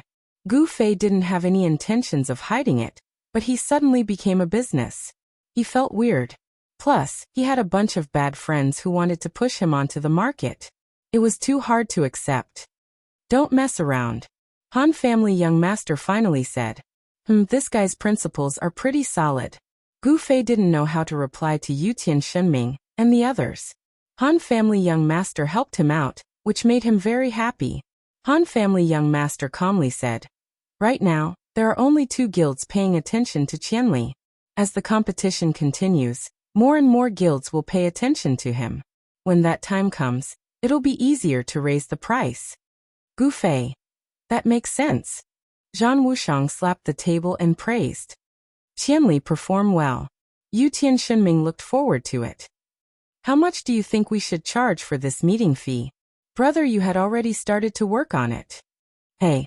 Gu Fei felt that these people were treating him like a dead person. Names are worth 20 to 30, so it should be 50 to 60 at least if we meet, right? 50 or 60. At least 100. Don't think it's too expensive. There's no discount for this. You have to study the mentality of these guild leaders. In their hearts, a talent like Qianli is very precious. They're willing to pay 20 to 30 gold for his name, so I don't think they'd mind paying an extra 100 gold for intimate contact. I think so. They had met Qianli once, but it was unlikely that they could convince Qianli in one go, right? As long as they didn't add Qianli as a friend, they'd have to go through us if they wanted to meet Qianli. That way, they could charge us another fee. If Qianli rejected them 8 to 10 times, wouldn't that be too much for us? You're indulging in fantasy. That way, they'd be able to see that we're brazenly using this method to earn money. That's right. That's why we have to pretend that Qianli isn't aware of it. That way they won't think too much about it. Yeah, if they find out that we're using this method to earn money, they'll think that we're dirty. You guys still know dirty? I'm against it. Gu Fei shouted. Everyone had a strange expression on their faces. After a moment of silence, Brother Yu laughed. Hee, we're just joking. Are you serious? Gu Fei looked them up and down seriously. Unscathed in battle and Yu Tianxinming all smiled and said, Just joking, just joking. I have something to do. I'll see you later. Is everything all right? Gu Fei looked at Han family young master. This was because at this moment, they usually needed to talk about their next opponent. I'm fine. Han family young master answered. Today, the mercenary group's opponent was very weak. It wasn't worth mentioning before the match. So, Gu Fei said goodbye to them and left. There was silence in the private room. Yu Tianxinming lifted the curtain and looked outside. Are they gone? Unscathed in battle asked after a while. Yes. Yu Tianxinming nodded. You see, we don't need Qianli to know about this business. Brother, you said, we can invite the leaders of Uncheng Mutsu and Against the Current to come out and have a chat with Qianli. That's it. There aren't many guilds that know about Qianli's strength. But if they don't know about it, we can create it. Now that the search for Qianli has spread like wildfire, I reckon that everyone is curious. Although Uncheng Mutsu and Against the Current don't want others to know that they are looking for talents, the truth can't be hidden forever. See, don't we all know about it? Brother, you said. If I didn't say it, would you know? Han family young master snorted. If you say it, others will say it too. Add to that the people who are looking for information and advertising all over the city. Those with a discerning eye will realize that they are all from these 2 guilds. They will eventually realize that the mage they are looking for is a big deal. We're just spreading the word to speed up the process. There's no need for Qianli to go round after round to make a name for himself. If he follows Amethyst, he might be eliminated today. Brother, you said. Brother Yu, you're much dirtier than I thought. Yu Tianxinming exclaimed. I'll go to the forums tonight and create a dozen sock puppets to hype things up. I guarantee that by tomorrow, everyone will know about songs like Wine and Yunmu Guild. Brother, you said, when that happens, wouldn't guilds like Against the Current get involved? It's hard to say who's stronger in terms of strength and who's weaker in terms of drinking and singing. It's because there isn't a single super elite on either side. Whichever side is able to pull them over 1,000 miles will become the #1 guild in Cloud City. I think all the guilds above Tier 4 will make a move. Brother, you said. We're rich. Unscathed in battle said excitedly. But, how are we going to explain this to Qianli? I don't think he's happy about it. Yu Tianxinming said. We'll just treat it as a joke. Qianli isn't that stingy. But with his personality, I'm afraid he won't accept money earned this way. Yutian Shenming said. Brother Yu didn't reply and only smiled. Yutian Shenming suddenly realized. Brother Yu, you're too despicable. Too shameless. Then do you want this money? Brother Yu asked indifferently. Of course I want it. Yutian Shenming yelled. What about you guys? Brother Yu looked at the others. I'll pass. Sword Demon replied indifferently. He stood up, fixed his cloak and walked out. Brother Yu didn't seem surprised. He looked at Unscathed in Battle and Han Family Young Master. Unscathed in Battle nodded his head clearly. Han Family Young Master just shrugged his shoulders, indicating that he had no objections. Then he went to drink. Sword Demon won't tell Qianli, right? Yutian Shenming said worriedly. No, he's not that meddlesome. Brother Yu said. You seem to know him quite well. Han Family Young Master raised his eyebrows. Brother Yu only smiled faintly. Then we have to hurry up. Won't someone get ahead of us? Yutian Shenming said. This will depend on Amethyst. Other than that, I'm afraid Qianli doesn't have any friends. Aren't the two of you quite familiar with the Rebirth Amethyst? You can go and ask around. Brother Yu said to Unscathed in Battle and Yutian Shenming. That's reasonable. The two hurriedly got up and left. Originally, they only needed to ask around in private, but how could they give up any chance to talk to the girls? After the two of them left, the Han family's young master said calmly, of course, there's no problem with the Rebirth Amethyst. If they were willing to talk, the two big guilds wouldn't have taken so long to find out. Since they're not talking, I'm afraid they're not thinking of using this method to earn money, right? Brother Yu smiled. Did you prepare the post on the forum a long time ago? The Han family's young master asked. I set it to be updated automatically. The first post should be out by now. Brother Yu said. This business you alone are enough. Han family young master said. Brother Yu smiled but didn't say anything. You're dragging us into this again. Looks like you're afraid that Qianli will act out, so you're tying us together, right? Han family young master said. No way, we'll all earn money together. Brother Yu said.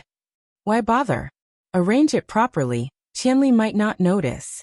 Han family young master said. Brother Yu smiled faintly.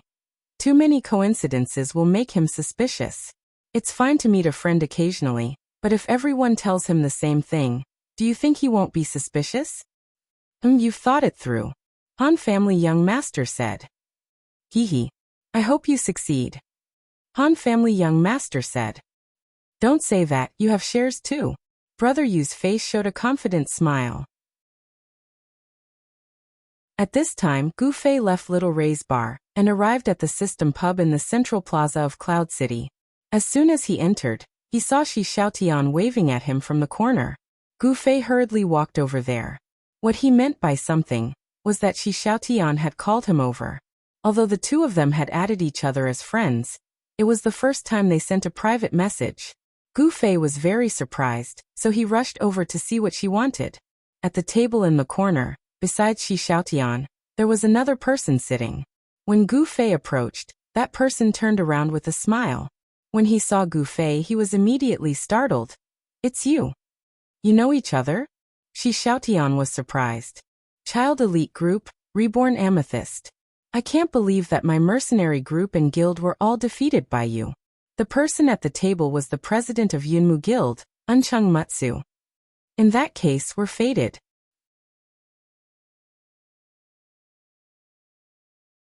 Chapter 183. In order to get the name Qianli drunk, Uncheng Mutsu had gone through a lot of hardships. This afternoon he was despised by more than 50 girls. This was an extremely painful thing for any man. Uncheng Mutsu was sad and angry. He couldn't take this lying down. Finally, he sent an email to the person who claimed to be Shi Xiaotian. He wanted to have a good talk with her. A name was worth 1,000 gold coins. As long as one was sane, he would not be fooled. Uncheng Mutsu had been holding back his anger for a long time. He had made up his mind. If this girl refused to budge on the shameless price of 1,000 gold coins for a name, he would kill her. The ending made Uncheng Mutsu feel relieved. Shi Xiaotian brought valuable information. She was not only selling a name, she could also arrange for Uncheng Mutsu to meet with her. After negotiating the price, both parties went to the central tavern. Uncheng Mutsu was a little worried that Shi Xiaotian would collude with some sorcerer to trick him. He was thinking about how to test this sorcerer's ability. When he turned around and looked at Gu Fei, he felt a lot more at ease. Both of them had fought against each other in the mercenary competition. Although Gu Fei's main task was to cover his head and run like a rat, it was obvious that he was a rare master. If it was this person, he could be more or less reliable. As Uncheng Mutsu was thinking about this, he realized that Gu Fei's face was extremely unfriendly. It could even be said that he was slightly angry. At this moment, he was staring fiercely at Shi Xiaotian. "Brother, sit," Uncheng Mutsu said weakly. Gu Fei sat down. "Let's add each other as friends first," Uncheng Mutsu said. Only by casting a long line could he catch a big fish.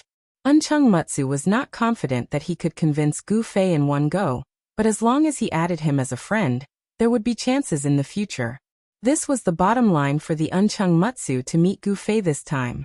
As long as he could achieve this, he would feel that this trip was worthwhile. "What's the matter?" Gu Fei asked the Uncheng Mutsu. Frankly speaking, after listening to the girl's description of Uncheng Mutsu in the afternoon, Gu Fei did not have a good impression of him. Of course, he knew the purpose of his visit, but he was asking the obvious and wanted to send him away as soon as possible. Nothing much. I just want to make friends with you, brother." Uncheng Mutsu knew how to take things step by step. Even he couldn't think of a good reason to invite the other party to join his guild. So how could he expect the other party to agree? As for the simple courtesy of making friends, ordinary people wouldn't reject it, right? First add him as a friend, then slowly get to know him, then cater to his interests and attract him to join the guild. Yunzhong's Moody's calculations could not be said to be lacking. Who would have thought that Gu Fei would reject it right from the start? He said indifferently, "I don't think there's a need for that." Why? Uncheng Mutsu was stunned. I don't like your name," Gu Fei said. This reason was like child's play, but Uncheng Mutsu couldn't refute it, so he was speechless for a while. "Let's go." Gu Fei stood up and pulled Shi Xiaotian up. "What's wrong?" Shi Xiaotian was stunned, but Gu Fei was already pulling her out. "Hey!" Uncheng Mutsu reacted and quickly stood up to chase after them. On the other side, Shi Xiaotian followed Gu Fei's footsteps and turned back to reach out to Uncheng Mutsu and kept saying hey. The scene was like a pair of lovers who were forcibly separated by the tyrant Gu Fei. "You haven't paid the money yet, I'll come back to you." Shi Xiaotian's last words broke the remaining grace. Gu Fei grabbed Shi Xiaotian and quickly went out the door. Uncheng Mutsu hurriedly chased after them, still saying, "Hey, hey, hey," but he could only watch the two of them go further and further away. Gu Fei and Shi Xiaotian, one was a full agility mage, and the other a full agility archer. Uncheng Mutsu's movement speed was nothing compared to them. Gu Fei didn't stop until Uncheng Mutsu was completely out of sight. Shi Xiaotian was very confused. "What's wrong? How much did you charge me to meet them?" Gu Fei said. 400 gold coins. I wanted to charge 1,000, but it seems that the recent economic crisis has made everyone's wallet a bit tight. They were so angry when I asked for 1,000 gold coins, but they weren't willing to pay. Then I lowered it again and again, and now it's 400. That's not all. He only gave me 100 gold coins as a deposit, and I still need 300 gold coins. I was going to give you this 300 gold coins, but now that you suddenly left, I think there's an 80% chance that he won't pay, and it's very likely that I won't get it. Forget it. I've already received 100 gold coins. I'm kind enough to give you half of it."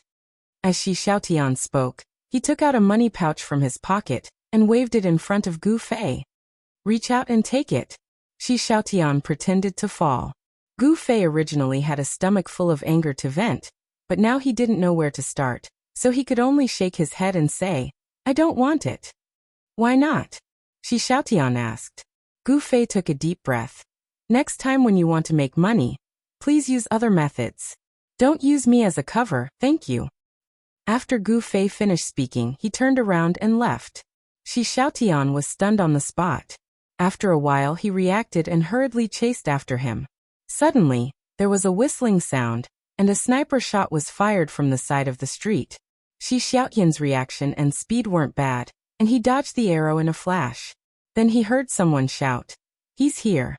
Hearing this, Gu Fei turned around and saw a number of people rushing out from the street and surrounding Shi Xiaotian. Gu Fei turned around and put his hand into his pocket to pull out his sword, but he heard the people surrounding him curse, "You liar!" Gu Fei was slightly startled, and the hand that was already holding the sword hilt in his pocket loosened. "Who's lying to you?" Gu Fei heard Shi Xiaotian struggle to explain, but it was a pity that this group of people clearly weren't here to listen to her. After surrounding him, they immediately attacked. Shi Xiaotian tried to slip away from an opening, but was struck back into the circle by a warrior next to the opening with a whirlwind slash. Although he didn't die, he only had a trace of life left. Two mages stretched out their hands and cast two spells, and Shi Xiaotian disappeared with a flash of white light. Archer shooting range. A few people shouted and turned around to hurry on their way. Gu Fei saw one of them and said, "You guys are from the Yunmu Guild?" A few people looked at Gu Fei with a slightly puzzled expression. One of them nodded and said, "Yes." "How did that girl lie to you?" Gu Fei asked. "Who are you?" The few people looked at each other and asked Gu Fei. "I was also tricked by her." Gu Fei's words weren't false. "Oh, we're not too sure about the specifics, but our guild leader said that he was tricked by her." After one of them finished speaking, the few of them no longer paid attention to Gu Fei and hurried towards the archer shooting range. Gu Fei was slightly startled, and hurriedly found another way to run towards the archer shooting range. Along the way, he saw quite a few people running in that direction. There were still some familiar faces that he had seen during the guild war yesterday. They were probably people from the Yunmu Guild. Gu Fei's speed was much faster than normal players. When he arrived at the archer shooting range, there were already quite a few people gathered there. The place he was at just now wasn't far from the archer shooting range. With Gu Fei's speed, he still fell behind so many people. This could only mean that this was a very premeditated pursuit. There were already people lying in ambush here. This ambush was too arrogant. Who would be stupid enough to rush out and die if they were to directly block the main entrance? The experienced Gu Fei muttered as he ran over. He heard the people from the Yunmu Guild making a ruckus. "Where is he? Where is he?" Someone shouted. "I don't know, I haven't seen him come out." Someone answered blankly. A few people entered the safe zone and searched, but there was no trace of him. "He's probably offline," someone guessed. Gu Fei opened his friend list. As expected, Shi Xiaoyan's name had also darkened. It seemed like Shi Xiaoyan's experience in counterattacking was incomparably rich. As soon as she was killed back to the safe zone, she immediately went offline. The people lying in ambush outside didn't know if she had come back or not. After causing such a huge ruckus, the target of their pursuit had gone offline. This was one of the most disappointing things in the game. Anyone who encountered this kind of difficulty would feel helpless. This was a difficulty that couldn't be solved in the game. The people from Yunmu Guild were dispirited and prepared to leave. Someone shouted, "The guild leader is here." The crowd turned in one direction. Gu Fei was among them. He stretched out his head and looked towards the street. Sure enough, he saw Uncheng Mutsu and a few other guild members rushing over. "Where is he?" Uncheng Mutsu also asked the same question. He logged off. Everyone said regretfully. Uncheng Mutsu tried to add him as a friend again. Sure enough, it was true. "Motherfucker." Uncheng Mutsu cursed towards the sky. "Guild leader, what's going on?" Some people still didn't understand the situation. This woman colluded with a mage and pretended to be the person we're looking for. Uncheng Mutsu said, "You've probably seen the person who pretended to be a mage before. He's the mage from Child Elite Group. We met him in the mercenary competition." Uncheng Mutsu added. In the crowd, Gu Fei hurriedly lowered his head. In reality, there weren't many people who could recognize him. Both sides had fought before. However, there weren't many people who had actually met Gu Fei face to face. Perhaps if Gu Fei showed them his back, there would be more people who could recognize him. On the day of the competition, Muyin mercenary group's people chased after Gu Fei's back. Everyone immediately expressed their condemnation. Gu Fei couldn't take it anymore. He squeezed out of the crowd and said, "Guild leader Yunmu, is this a misunderstanding?"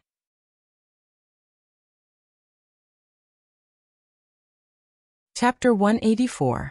Uncheng Mutsu didn't doubt Gu Fei's identity at first. However, Gu Fei and Shi Xiaoyan's sudden departure was really strange. In addition to Gu Fei's "I don't like your name" excuse, Uncheng Mutsu couldn't help but be suspicious. Everyone in the guild had suffered a lot because of this matter for a day and a night. Now that they were fooled again, how could Uncheng Mutsu not be angry? He immediately mobilized the whole guild to hunt down the two of them. When the guild members asked about the loss of being scammed, Uncheng Mutsu was too embarrassed to tell them the truth. 100 gold coins wasn't a small amount, but it wasn't necessary to mobilize a few hundred people to hunt them down. Uncheng Mutsu's regret for losing this bit of money was secondary. The main thing was that he couldn't take it lying down. When you were in despair, someone lit up your hope and made you put all your hopes on it. But in the end, you found out that it was all a scam. Not many people would let it go with a smile. Just when they were ready to boost the morale and launch the biggest hunt since the establishment of Yunmu Guild, Gu Fei suddenly came out from the crowd. Uncheng Mutsu was suddenly at a loss. Who is this person? The people of Yunmu were whispering. As expected, no one could recognize Gu Fei. What's going on? Uncheng Mutsu was at a loss. It's a misunderstanding. Let's disperse first, Gu Fei said as he turned around and waved at the people of Yunmu. Let's disperse. Let's disperse. There was actually a guy with a one-track mind who wanted to leave as soon as he heard people disperse. Uncheng Mutsu quickly stopped him. Wait. Gu Fei turned around and looked at Uncheng Mutsu innocently. Give me an explanation. Uncheng Mutsu said. Shi Xiaotian didn't lie to you. I'm indeed the person you're looking for, Gu Fei said. Reborn Amethyst? Uncheng Mutsu asked. Gu Fei nodded. How can you prove it? Uncheng Mutsu asked. Gu Fei was troubled. Once upon a time, Gu Fei felt ashamed that a man like him was mingling in a guild of pure girls, and he did everything he could to prevent others from finding out. Who knew that today he had to find a way to prove to others that he was a member of this guild of girls? Seeing that Gu Fei didn't say anything, Uncheng Mutsu, the Yunmu guild raised their weapons. Gu Fei racked his brains. It seemed that he wouldn't be able to appease the public if he didn't produce some evidence. He was good at slashing people, but he had never experienced such a scene before. Uncheng Mutsu snorted coldly. It's not that easy to impersonate a guild member. Do you have a guild badge?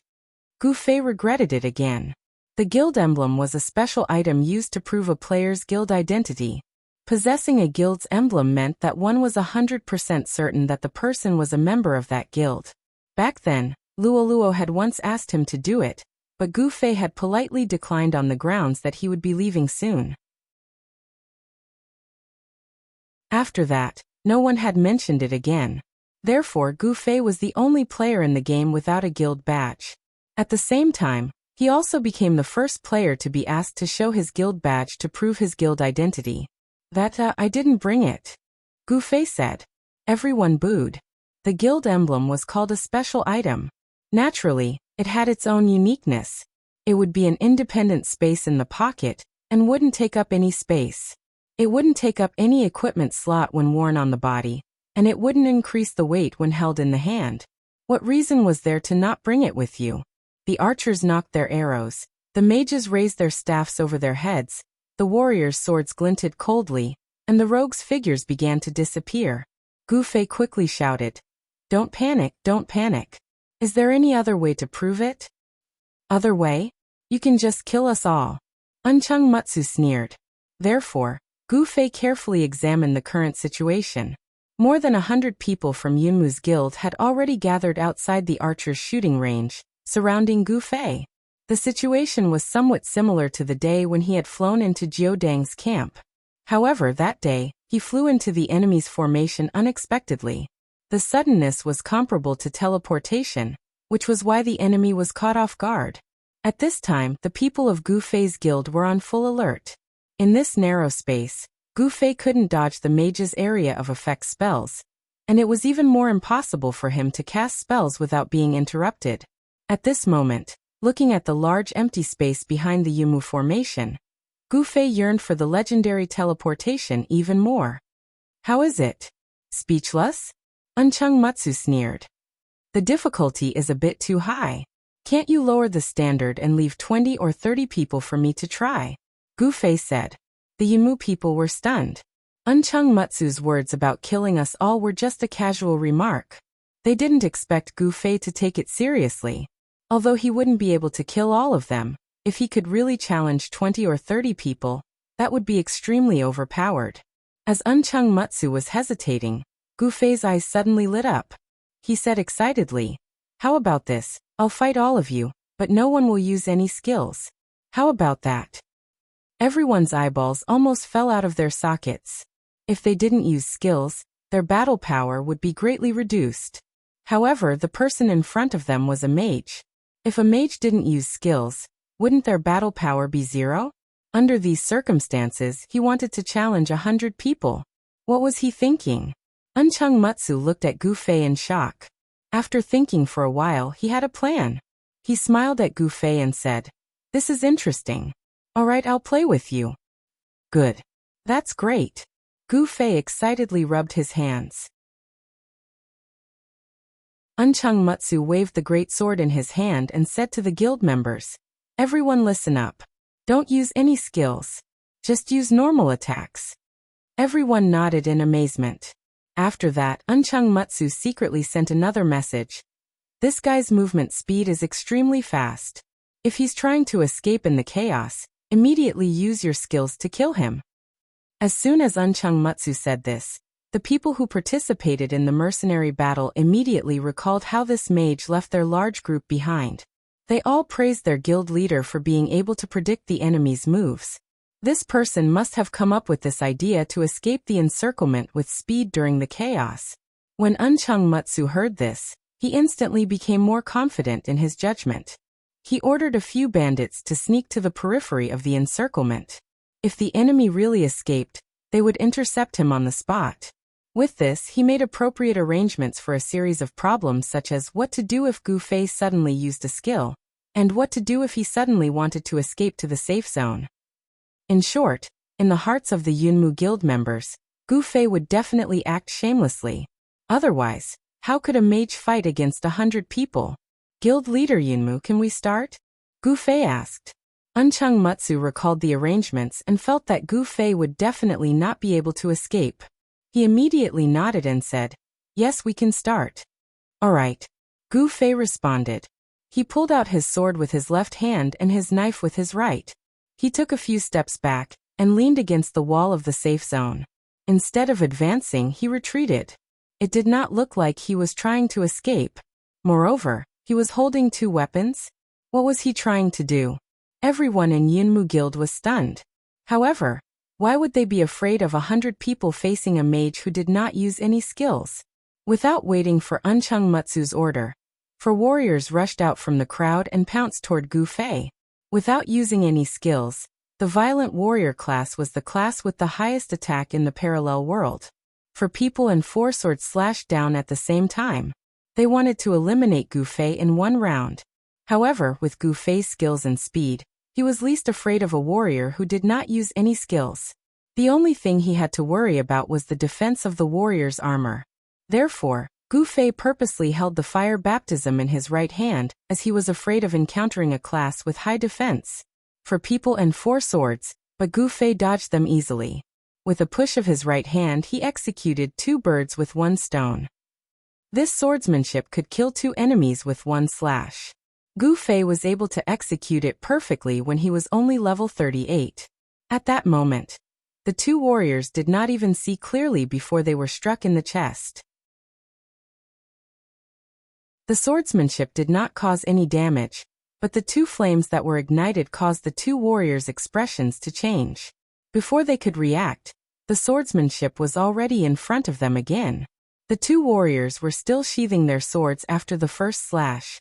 The speed of Gu Fei's attack shocked the 2 of them. Naturally, they were struck again. By the time the 2 warriors sheathed their swords, Gu Fei's 3rd slash had arrived. The two warriors actually worked together. One of them swung his sword to block Gu Fei's sword, while the other continued to swing his sword. Unexpectedly, Gu Fei raised his left hand, and the night streamer blocked the other's sword. Gu Fei was not strong enough, and was pressed down by the opponent's giant sword. The warrior was delighted when he heard a clanging sound. His sword had struck the sword that his comrade had used to defend against Gu Fei. The fire baptism floated in and set fire to each of the two warriors. The other two warriors attacked again. Gu Fei did not panic, calmly dealing with the four warriors. The fire baptism in his right hand was used for offense, while the night streamer in his left hand was used for defense. Although the weapon in his other hand only had a little bit of defense, Gu Fei used the technique of borrowing force to fight back, and he did an outstanding job of defending. As soon as the swords of the four warriors were touched by Gu Fei's sword, they would unconsciously slash in another direction. The fire baptism continued to attack, and the speed at which it burned was also extremely fast. In the blink of an eye, a warrior's HP dropped to 0. After a flash of fire, he disappeared. Gu Fei was startled and felt a bit of regret. He said to the remaining 3, "When the blood is red, shout and retreat. It's a pity that you lost a level." The 3 were both angry and afraid. They roared, expressing that they would not retreat. The Yunmu guild on the periphery finally realized that Gu Fei was skilled. Several people began to rush out of the crowd to join in the encirclement of Gu Fei. Behind Gu Fei was a wall, so he only needed to deal with the people in front of him. The Yunmu guild had more than 100 people, but in reality, there were only a few who could surround and attack him at close range. Gu Fei was calm and easily dealt with them. In the blink of an eye, 2 more people fell. After Gu Fei once again gave a reminder, "When the blood is red, shout and retreat." Everyone in the Yunmu guild felt that if this situation continued, they might really end up killing 100 people.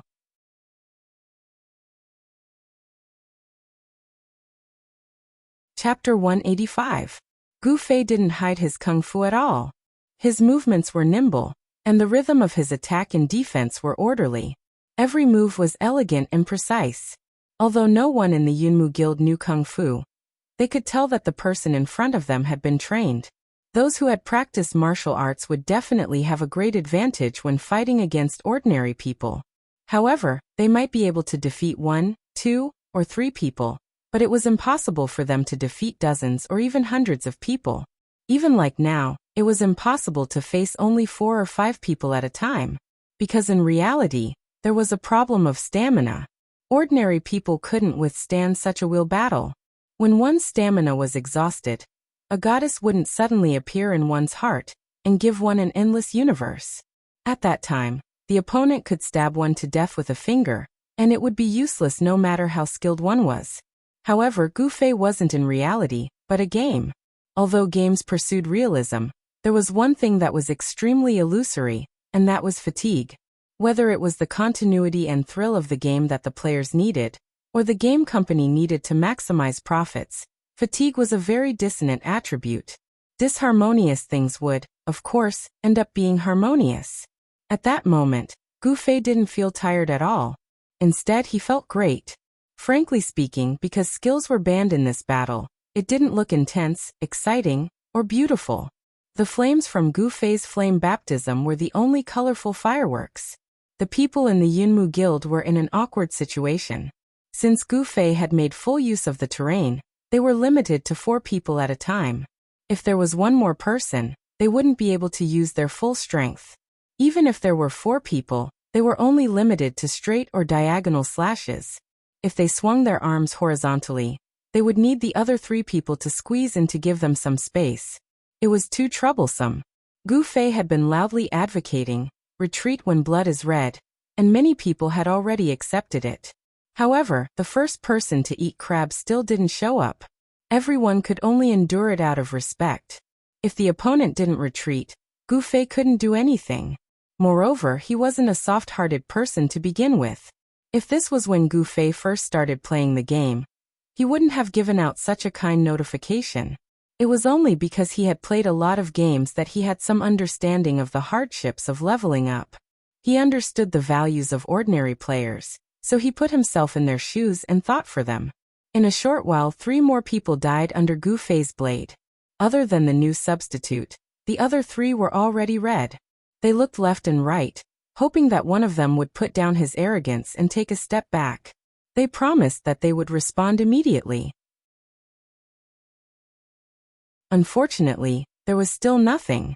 The 3 of them shared the same sorrow in their hearts. Just as they were about to brace themselves, they suddenly heard someone call out from behind, "Retreat when the blood turns red." Everyone could tell that this was the voice of their president, Unchung Mutsu, and they were comforted. At this moment, the Unchung Mutsu stood out. What he said was no longer an order, but a way out that was wide enough for everyone. After hearing Unchung Mutsu's words, he did not feel any psychological burden at all. The 3 people in the middle of the battle immediately retreated. The substitute quickly took their place, and the battle continued. With Unchung Mutsu's order, no one dared to resist. In a short while, 2 more people retreated, and the substitute took their place. The cycle repeated. Slowly, a unique square formation appeared in the Yunmu Guild's formation. The members there were all from the Blood Red clan. Unchung Mutsu looked at this group of people, and he felt extremely anxious. If they did not use their skills, even if Unchung Mutsu attacked personally, he would not be any stronger than the others. However, seeing his brothers retreating one by one, it would be his turn to fight. By then he would end up in the same situation as everyone else. How would he be able to show his face? Just as he was feeling frustrated, a member slipped to Unchung Mutsu's side and said, "President, we can't continue like this."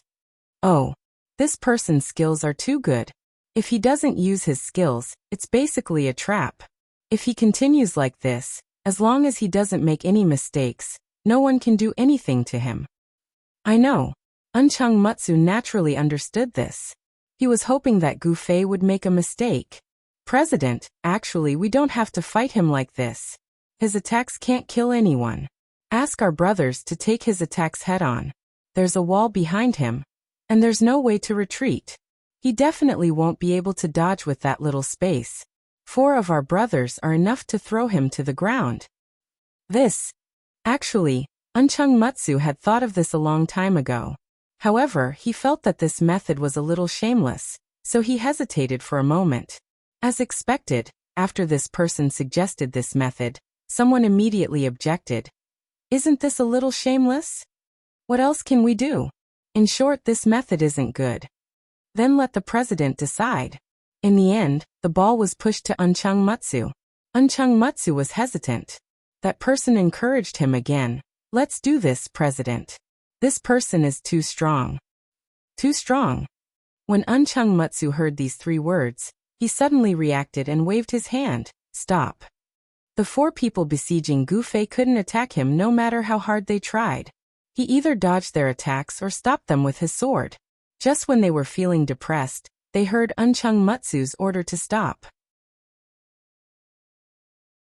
As if they had been granted amnesty, they happily stopped. "There's no need to fight anymore," Unchung Mutsu said. "You're very strong." His underlings' unintentional praise for Gu Fei finally made Unchung Mutsu remember why they fought with Gu Fei. It was to test Gu Fei's strength, to see if he was the powerful mage in black. At this moment, although Gu Fei's skills seemed to have nothing to do with the masked mage's high magic damage, he was still a very powerful master. This was a definite conclusion. Since this was the case, there was no need to continue fighting. Whether he was the masked man in black or not, Unchung Mutsu only had one thought in mind: to rope him in. Ahem. Unchung Mutsu cleared his throat and stepped forward. He first praised Gu Fei. "Brother, your skills are not bad. Have you trained before?" "I only know a little." This was the humble answer a warrior should have. Unchung Mutsu was not concerned about this.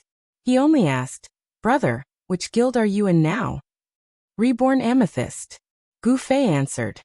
"Are you really that person?" Unchung Mutsu asked. "That's right," Gu Fei answered. Yunmu's flyers were flying all over the city. Gu Fei randomly picked one up and poked it, saying, "I am this person." Unchung Mutsu took a deep breath. Just as he was about to make a big move to rope him in, he suddenly heard someone shouting, "What are you doing? What are you doing? Why are there so many people around?" A person forcefully squeezed into the circle of Yunmu's guild and stuck his head out to look around. When he saw Gu Fei standing alone in the center of the circle, he was instantly delighted. "Ah, it's you. I was just about to look for you." Gu Fei took a look and saw that it was the wretched Tsubasa Sakuratsuka. Unchung Mutsu also knew Tsubasa Sakuratsuka. Although they were not very close friends, they would at least stop to greet each other when they met on the road. They were a pair of budding friends. Unchung Mutsu knew that Tsubasa Sakuratsuka was also an expert on the level leaderboard. He also managed a small guild. When he heard that Tsubasa Sakuratsuka was looking for Gu Fei, Unchung Mutsu's heart immediately tightened. Is this guy also thinking of the same thing? Unchung Mutsu thought, and quickly walked a few steps forward. He walked in front of Tsubasa Sakuratsuka and said, "Uezai, long time no see. Oh old Mu, why are you here?" As he said this, he looked around and asked, "Everyone is in your guild. What are you doing?" Before Unchung Mutsu could answer, Tsubasa Sakuratsuka looked at the circle of people surrounding Gu Fei at the foot of the wall. He had already realized what was going on. He immediately patted Unchung Mutsu and said, "Old Mu, I know this guy. Give him some face and don't make things difficult for him." Hearing Tsubasa Sakuratsuka speak so seriously, Gu Fei felt a little uncomfortable for a moment. Moreover, he was pleading for him. He really didn't treat him as an outsider. Not at all.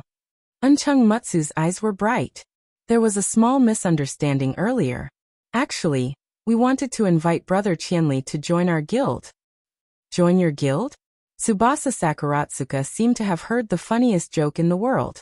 With an exaggerated expression of surprise, he walked a few steps to Gu Fei and put his hand on Gu Fei's shoulder and said, "Brother Qianli is one of us. He won't be interested in your lousy guild."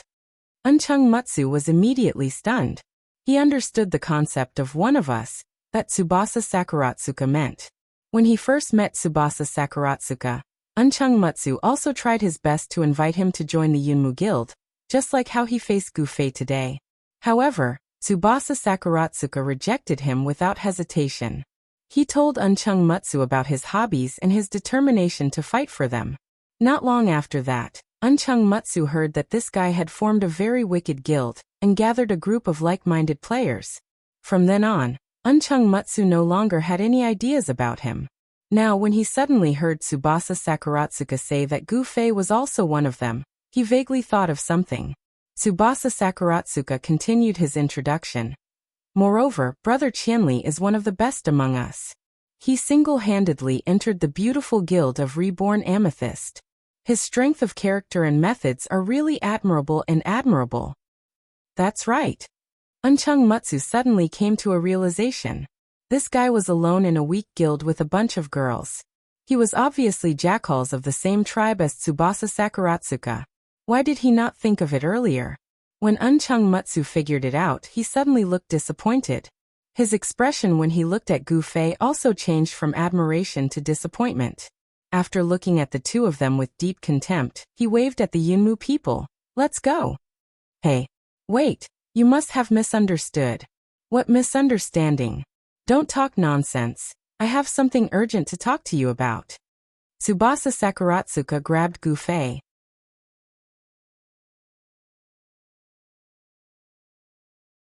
Chapter 186. Gu Fei turned around to face Tsubasa Sakuratsuka, just in time to see him looking at Gu Fei with a very admiring gaze. "What do you need from me?" Gu Fei asked. Tsubasa Sakuratsuka wiped his mouth. "That beauty from this morning, what's her name?" "Huh. You didn't even get that out?" Gu Fei had seen Tsubasa Sakuratsuka's shameless pestering. Even though he knew that Mang Mang was also very strong-willed and stubborn, when the two of them were compared, there would always be a difference in who was better. Gu Fei originally thought highly of Tsubasa Sakuratsuka, because his shamelessness and vulgarity had already caused the entire Second Trade Street to fall in love with him. Tsubasa Sakuratsuka somewhat dejectedly shook his head. "Ruthless, that woman is too ruthless." "Why?" Gu Fei asked. "In the morning, I followed her all the way to the leveling area, straight to the high-level area. I thought that she was going to level up with me, but when we got there, she suddenly hugged me." "Wow, That was too explosive. Gu Fei exclaimed. She was really explosive. Tsubasa Sakuratsuka bitterly smiled. Then we were surrounded by a dozen or so monsters, and then we directly returned to the city. Gu Fei was dumbfounded. Then what about her? She died earlier than me, Tsubasa Sakuratsuka said. Too valiant, Gu Fei said. Tsubasa Sakuratsuka cried bitterly. I really regret it. Now you know how powerful I am. Gu Fei sighed on his behalf. Tsubasa Sakuratsuka was ranked 18th on the archer level leaderboard. To be able to reach this rank, his experience was probably not far from rising to 41. But now that he had died, TSK. Gu Fei used Identify on Tsubasa Sakuratsuka and saw that his level was 39. Why would I be nervous? Why didn't I take this opportunity to touch her? Sakurazuka Tsutsuo couldn't help but feel regret. Gu Fei. If it were you, brother Qianli, you definitely wouldn't make such a low-level mistake. Tsubasa Sakuratsuka looked at Qianli with admiration again. I'm leaving. Gu Fei didn't want to talk to this person anymore. Just now, when this person stood beside Gu Fei, he could cause the Uncheng Mutsu to misunderstand him.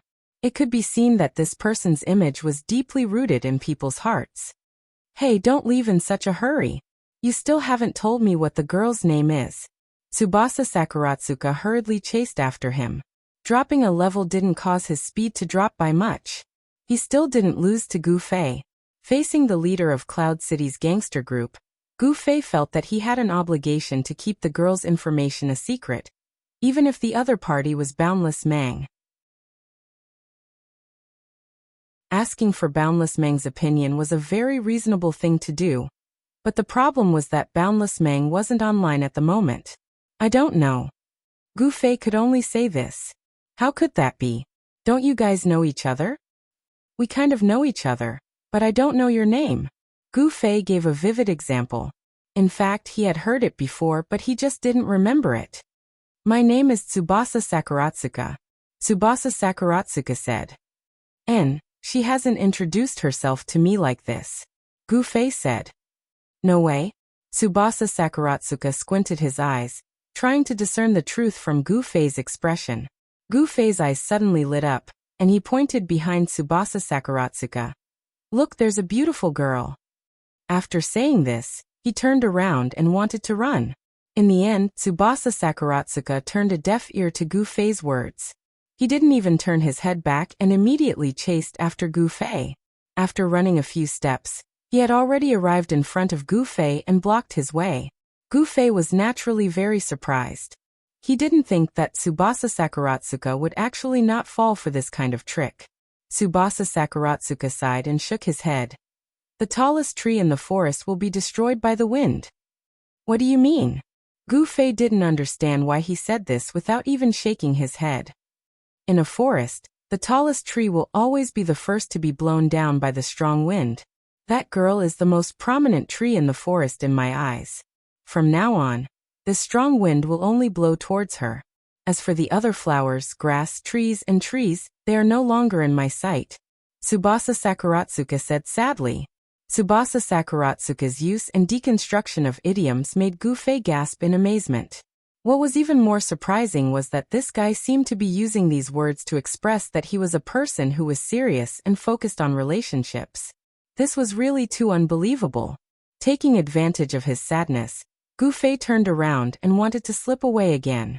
Tsubasa Sakuratsuka seemed to lack the endurance and interest to pester a man. This time he unexpectedly didn't chase after him. Gu Fei turned around to observe the situation. Seeing the guy standing alone on the street, he seemed to be a bit pitiful. In a moment of sympathy, he waved his hand at him. I'll tell you when I find out her name.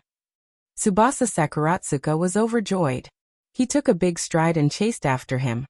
Really? Really? Now let me go first. Gu Fei said. Brother, where are you going?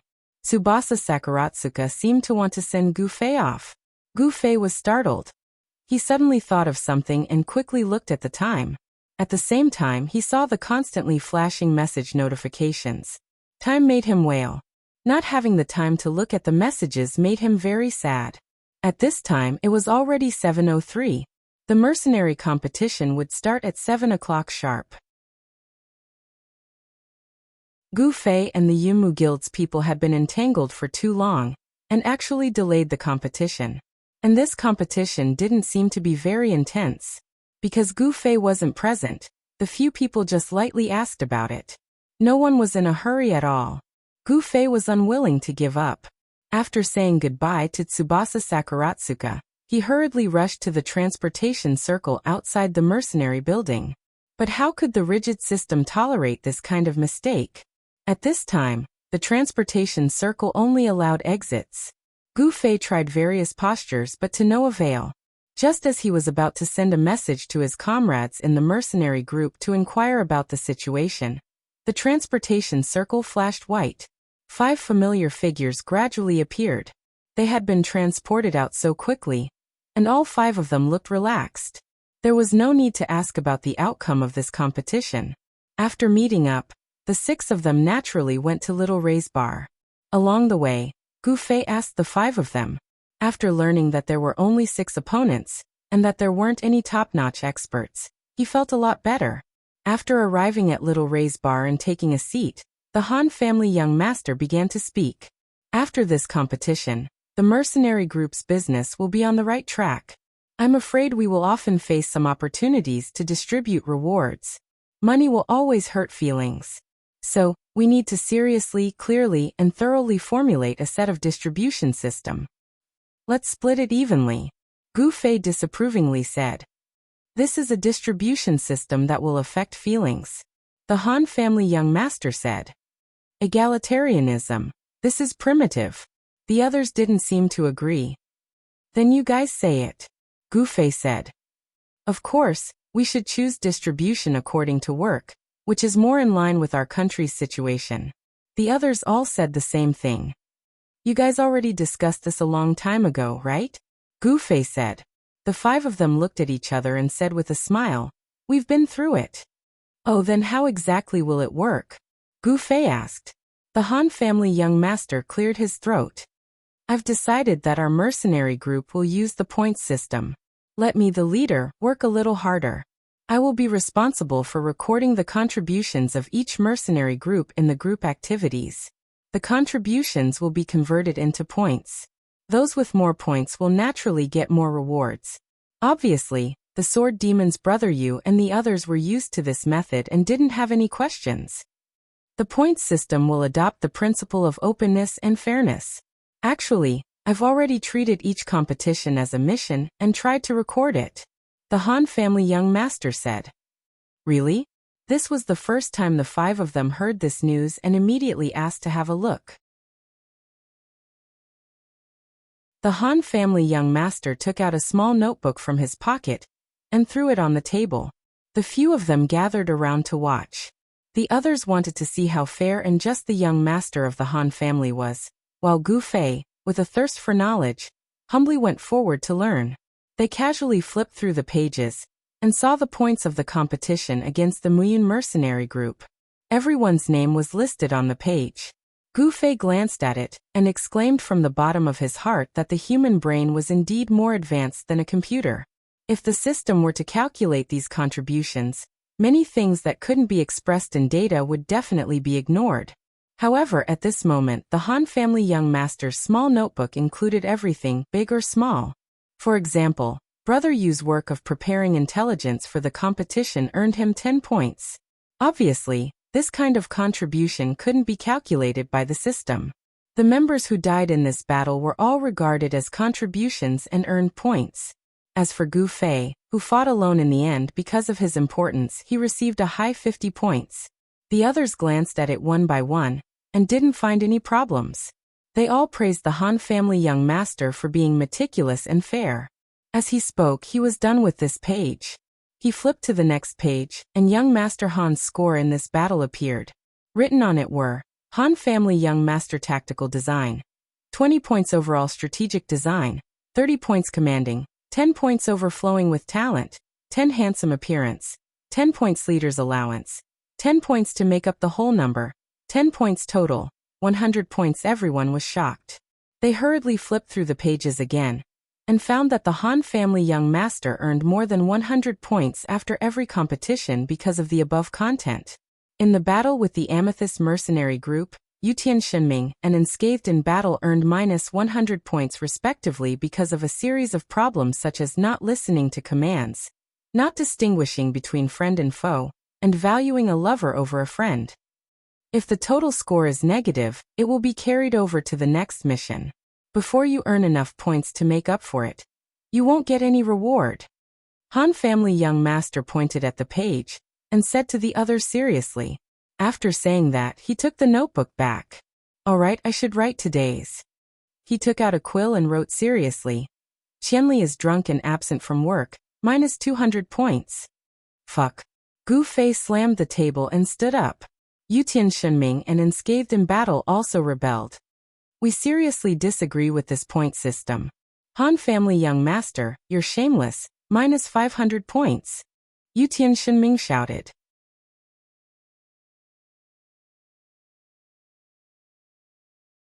Chapter 187. The private room of Little Ray Bar was in chaos because of the Han family young master's shameless point system. Frankly speaking, it was understandable that the three of them had negative points. Yutian Shenming and Unscathed in Battle's performance in the battle against the Amethyst mercenary group was indeed over the top, and Gu Fei's act of not showing up should be considered a felony. With the Han family young master's ruthlessness, it was natural that the punishment was heavier than the reward. The main thing that caused the three of them to be strongly dissatisfied was the points record that the Han family young master had given to them. To think that he had been talking about fairness before. What was even more infuriating was that he still dared to make it public even though he had recorded it to this extent. It was too bizarre. Facing the indignant gazes of the three, the Han family young master was completely unmoved. He even took the small notebook back and looked at the contents that he had recorded for himself. He pointed at each item and said, "What's wrong with it? It's all the truth. Tactics, strategy, command, talent, handsomeness, leader. Which one is wrong? Well, okay, I admit that I added the last one conveniently. This one is gone." As he spoke, the Han family young master crossed out the for rounding up. He looked at the three of them and said, "No more objections, right? Shameless, minus 500 points." Yutian Shenming roared. The argument continued in the private room. In the end, Gu Fei suggested that the sword demon be in charge of the conversion and recording of the point system. This suggestion received positive responses from Yutian Shenming and Unscathed in Battle. In the six-man mercenary group, the three of them had reached a consensus. It was inevitable that the Han family young master's authority in the distribution of the point system would be exploited. After another round of argument, the small notebook was finally handed over to the sword demon solemnly. Then should we use the points from the competition? The serious sword demon asked a serious question. No. Yutian Shenming and Unscathed in Battle immediately answered, attempting to pull Gu Fei into the same trench again. It was a pity that Gu Fei, who had already destroyed Shameless, didn't care about any of this. We have reason to believe that Gu Fei is the one who suffers the most from not being able to participate in this match.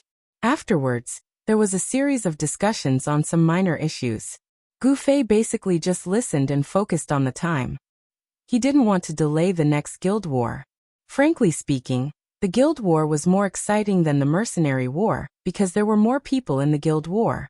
As far as the eye could see, the map was full of prey. As they spoke, the time for the guild war approached. Gu Fei left the tavern for the teleportation circle and entered the battlefield. As usual, he greeted the girls casually and squatted in a corner. Guild Master July saw that almost everyone had arrived. She stood up and walked to the front, smiling bitterly at the crowd. We've drawn another big lot today. The Guild Master wasn't the only one who could look at the matchups.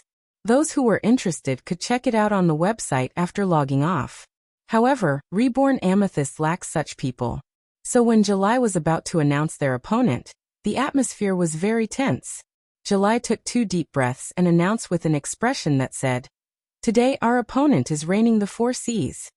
Gu Fei wasn't the kind of person who would care about who his opponent was, but when July announced the news, he couldn't help but sigh. This was the third big lot that Reborn Amethyst had drawn. Singing with Wine, Yunmu Guild, Reigning the World, these were all ranked in Cloud City. This was especially true for Wines for Song and Reigning for. No one would have thought that they would encounter these two great guilds one after another. This was because no one could imagine which guild had the ability to defeat either of these two guilds. The Reborn Amethyst's victory over Dancing for Wine had already caused a huge uproar. If she could pass Reigning the Four Seas this time, even if she was eliminated in the next round, she would still become the uncrowned king in the hearts of many. Of course, the girls in the game who were content with a little bit of wealth didn't have such ambitions. Everyone analyzed the situation from the perspective of astrology. In the end, they concluded that it was because guild leader July's horoscope wasn't very good this week, causing her guild to have consecutive bad draws.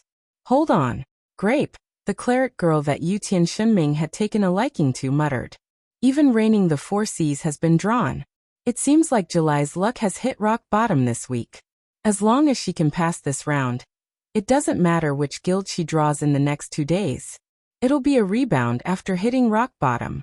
Next week, July's luck will be smooth sailing. There won't be any more problems. Many of the girls were overwhelmed by Grape's profound knowledge. They crowded around her and asked her to predict their luck for the week, month, and even the year. Even Slender Dance squeezed into the crowd and shouted at Grape, "Grape, let me see. I'm an Aries. Just like that, the pre-battle preparation meeting turned into an astrology meeting. Even July stopped talking about strategy and information, and ran off to discuss astrology with the others. Gu Fei had no choice but to ask around for information himself. He did not forget that Yutian Shenming was part of Reigning the Four Seas. He immediately sent a message, "How many people will your guild send?" The fall of several major guilds and mercenary groups had caused the people in Cloud City to turn pale at the mere mention of kiting. The guild's Reborn Amethyst and the mercenary group's Child Elite group were two dark horses that had relied on kiting tactics to kill their way to the top. According to Han Family Young Master's strategy, he hoped that the major guilds would have some reservations and reduce their numbers in the competition. The effect was immediate, but Amethyst had taken advantage of the situation. Child Elite Group had yet to reap any benefits. The young master of the Han family didn't seem to care much about this, and Gu Fei didn't know if he had any other intentions. He asked Yutian Shenming about the number of participants to see if Reigning the Four Seas had been affected by Han Family Young Master's strategy. "There will be around 700, Yutian Shenming replied. "They won't fall for it." Gu Fei took a deep breath. He then asked the Han family's young master for his opinion. The Han family's young master said indifferently, "This method of mine was originally designed for mercenary groups. It's suitable for small-scale battles with less than 100 participants. If it were me, I wouldn't worry about the size of the kite in a guild war that involves hundreds of players." "Why?" Gu Fei asked. "Because there is strength in numbers. The more the better," Han Family Young Master said. "So you're saying that Reigning the Four Seas has realized that kiting isn't as scary as we thought?" Gu Fei asked. "It's not that scary to begin with. Otherwise, we'd be able to overcome all obstacles with this strategy. Would we still need to be like you and hope for fewer people to come out?" Han Family Young Master said. "How could I hope for that? The more people, the happier I am," Gu Fei said. "Oh, then what strategy are you guys going to use?" Han Family Young Master asked. "Bullshit strategy." Gu Fei was not in a good mood. In this pre-battle meeting with Amethyst, they came to a conclusion. Scorpio and Cancer were the quickest and most harmonious couple. The girls only reacted when the system announced that they would enter the battlefield in 10 seconds. They quickly checked the number of people that had entered the battlefield. "Wow, 703 people!" the girls exclaimed. Fortunately, during the pre-battle preparation meeting, they had left 10 seconds of sighing time for Reigning Four Seas. They did not completely ignore him. With a flash of white light, everyone entered the battlefield. Since the total number of participants was very similar, this battlefield was very similar to the one where they had fought against Singing for Wine. How are we going to fight? The girls began to ponder this question after they entered the battlefield. Under July's lead, they turned their inquisitive gazes towards the two experts of the guild, Gu Fei and slender waist dance. Unknowingly becoming dependent on someone was indeed a natural trait possessed by quite a number of women. Even the girls who had been reborn as purple crystal maidens were no exception. This included slender waist dance. When the other girls asked how they were going to fight, she turned her head and looked at Gu Fei. How are we going to fight? There was no way they could do a group fight. The more people there were, the faster they would die. Gu Fei thought for a moment and waved his hand. Disperse. Find a place to hide and try not to engage the enemy. Survival is the most important. Slender waist dance nodded. Disperse, disperse. What about you two? One of the girls asked the two before leaving. The two looked at each other. Since they had worked together a few times, the two could more or less understand each other's thoughts in battle. When Slender Waist Dance heard that Gu Fei wanted the girls to hide, she knew that he was planning to fight the enemy alone with the two of them. They would kill as many as they could. To put it bluntly, it was still the same strategy, drag it out. Let's go and find a place to ambush. You cast the spell, and I'll cover you. Slender Waist Dance said. Gu Fei nodded, and the two set off in the direction where the enemy was coming. Grape just read my fortune, and said that I need a lucky partner this year. Slender Waist Dance seemed to have not had enough of discussing the horoscopes. She pulled Gu Fei over to continue the conversation. Lucky partner? Gu Fei's knowledge of horoscopes was even worse than his knowledge of online games. He could only name all 12 horoscopes and know his own horoscope. That was all. Yeah, keep an eye out for me and see who will bring me good luck. Slender Waist Dance said. Oh, Gu Fei replied casually. He didn't have the leisure to do that. But when Slender Waist Dance heard his nonchalant reply, she was deeply dissatisfied. She immediately slapped the table. Forget it. You it is. It's decided. I can bring you good luck. Gu Fei snorted. You need to observe, Slender Waist Dance said.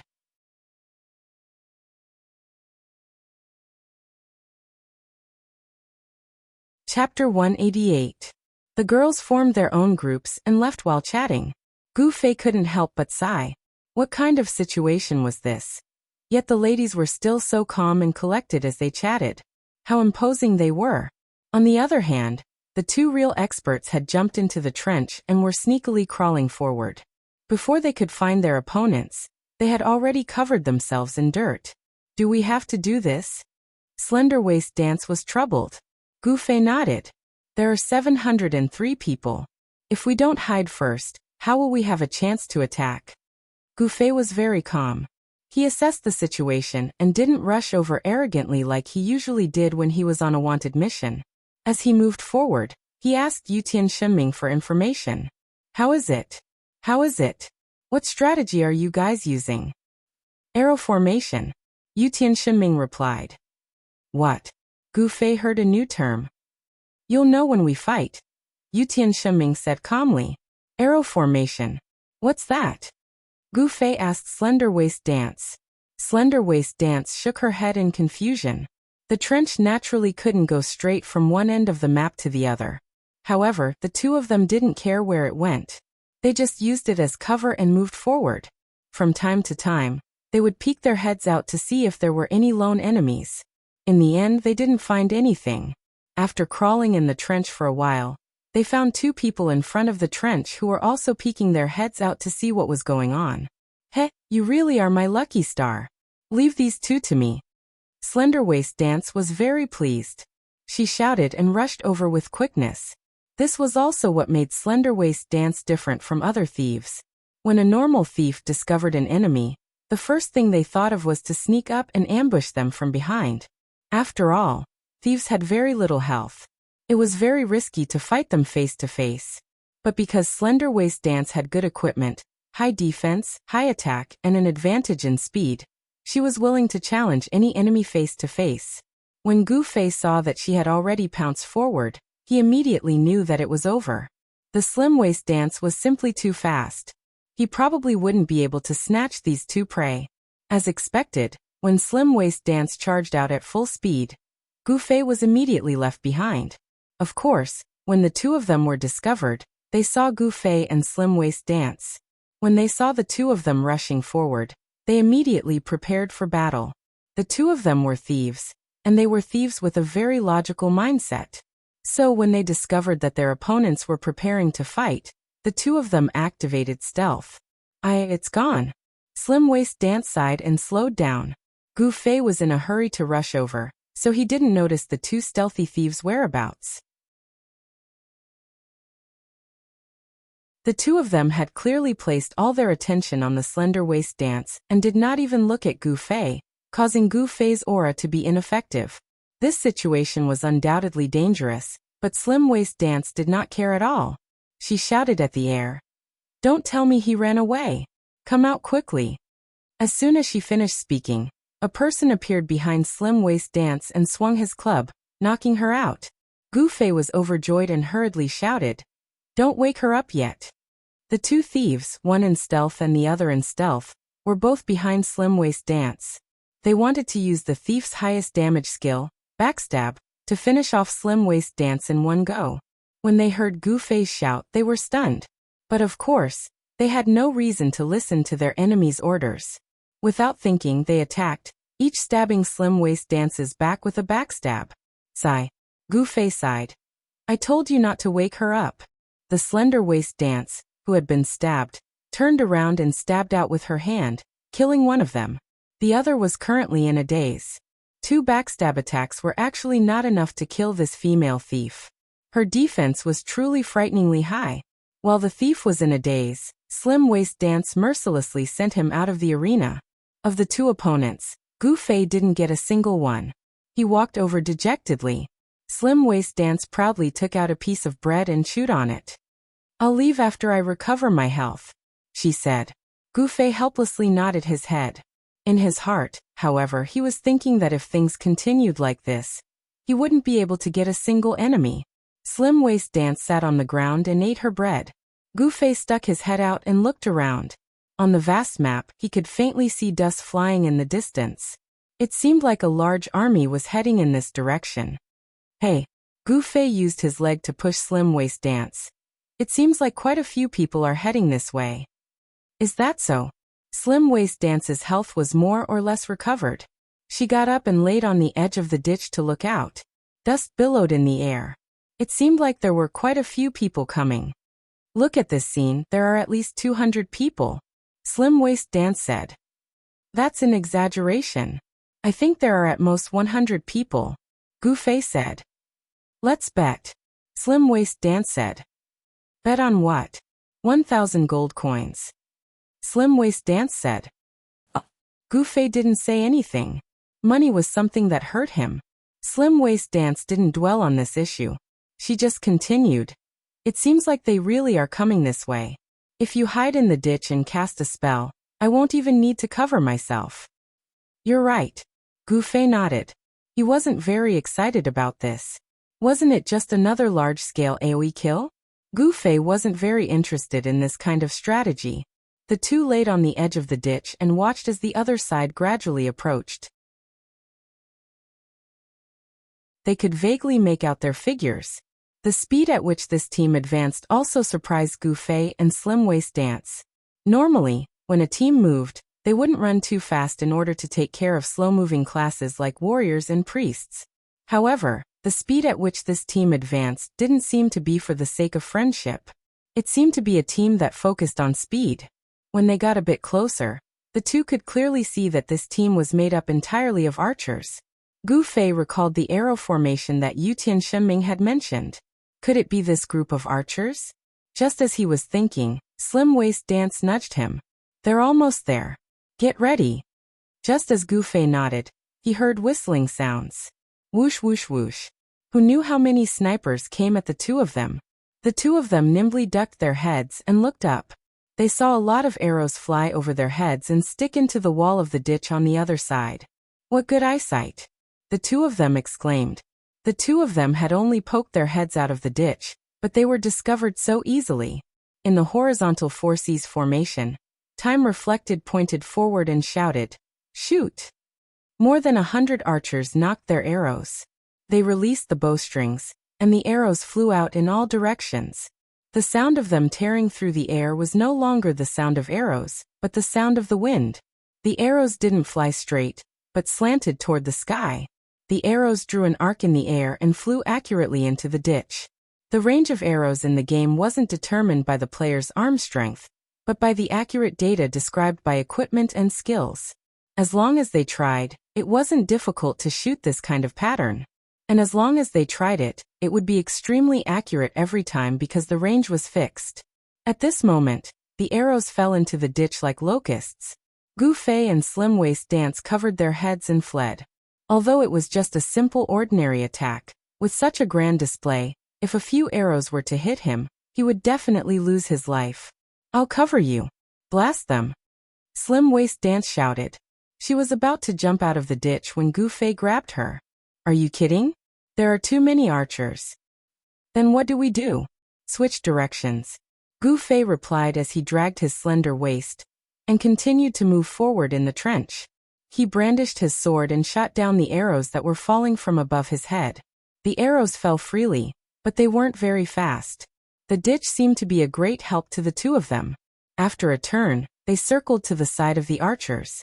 Those people were still shooting forward. Gu Fei let out a sigh of relief. This is it.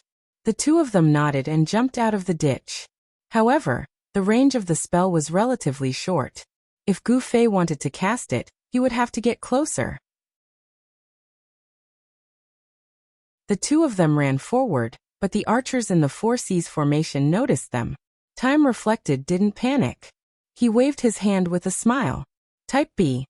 The archers in the formation seemed to switch positions in a mess, but in an instant, everyone's arrows were aimed at Gu Fei and Slender Waist Dance, who were rushing over from the flank. The two of them were stunned.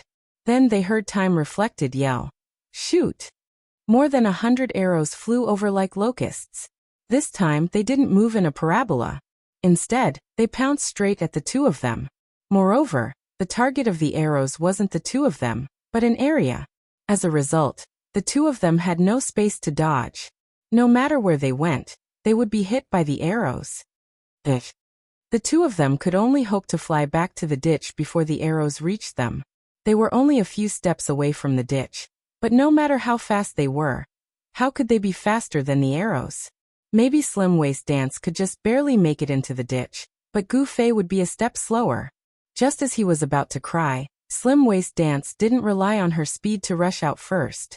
Instead, she went behind Gu Fei and pushed him. This way, not only did Gu Fei become a little faster, but Slim Waist Dance also helped him block the arrows that might hit him. The moment the two of them fell into the ditch, more than 100 arrows flew over their heads like a gust of wind. Slim Waist Dance had several arrows stuck in her back, but she was still alive. She was panting and touching her bread. "We can't get through." Slim Waist Dance sighed as she chewed on her bread. "Yeah," Gu Fei sighed. Against this kind of formation, no matter how fast you are, it's useless, unless you can teleport. Teleport? Slim Waist Dance was stunned. "You're level 40? Gu Fei nodded. "You've entered the lightning class?" Gu Fei nodded again. So Slim Waist Dance touched her pocket. "Can you use this?" Gu Fei took it and looked at it. Eternal Skill Scroll Teleport.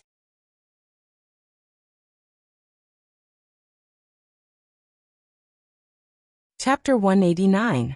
Why do you have everything? Gu Fei was dumbfounded.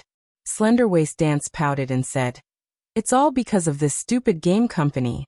They didn't explain anything clearly. I thought I could use the skill scrolls to create a unique skill tree. Who knew that they would only tell me that I needed lightning mana when I needed to use it?" In the mouths of the players, the game company would never get the better of them. Gu Fei nodded and asked, "Then how many more scrolls did you get?" "I was tricked. One wasn't enough. How many more do you want me to get?" Slender Waist Dance hit Gu Fei. "I only got one, and it just had to be teleportation. I think you're my lucky star, right?" As Gu Fei said this, he slapped the scroll with both hands. A stream of light appeared between his fingers and seeped into Gu Fei's body. The system shouted at the side, giving him new mana. Just like that, the teleportation skill was learned by Gu Fei. "You used it?" This time it was Slender Waist Dance who was stunned. "Yeah." Gu Fei replied as he opened the skill tree to look at the description. Uses powerful mana to distort space, allowing the caster to instantly appear where they want to appear. Killing intent. Seeing this, Gu Fei was suddenly shocked. He felt a biting cold killing intent right in front of him. He turned his head and saw Slender Waist Dance glaring at him like a tiger watching its prey. It looked like she wanted to strangle Gu Fei to death. "What's wrong?" Gu Fei hurriedly asked. "Who told you to use it? Who told you to use it?" Slender Waist Dance roared. "Then why did you give it to me?" Gu Fei was startled. "I just wanted to show you," Slender Waist Dance said. "There's no point in keeping it," Gu Fei said. "Sell it for money. This is money," Slender Waist Dance yelled.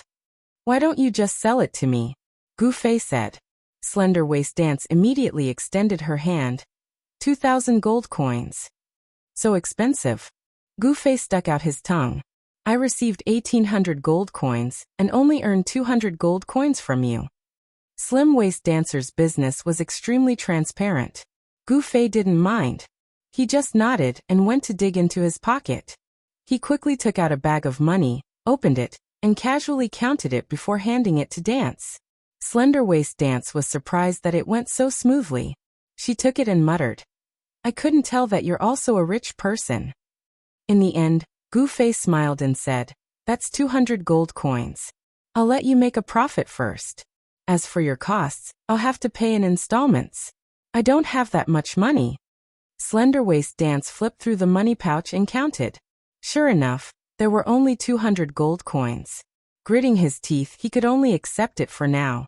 As for whether Gu Fei would settle the remaining 1,800 gold coins, that would depend on Gu Fei's character. "I'll suddenly appear in their midst and catch them off guard. Cover me." Gu Fei adjusted his equipment.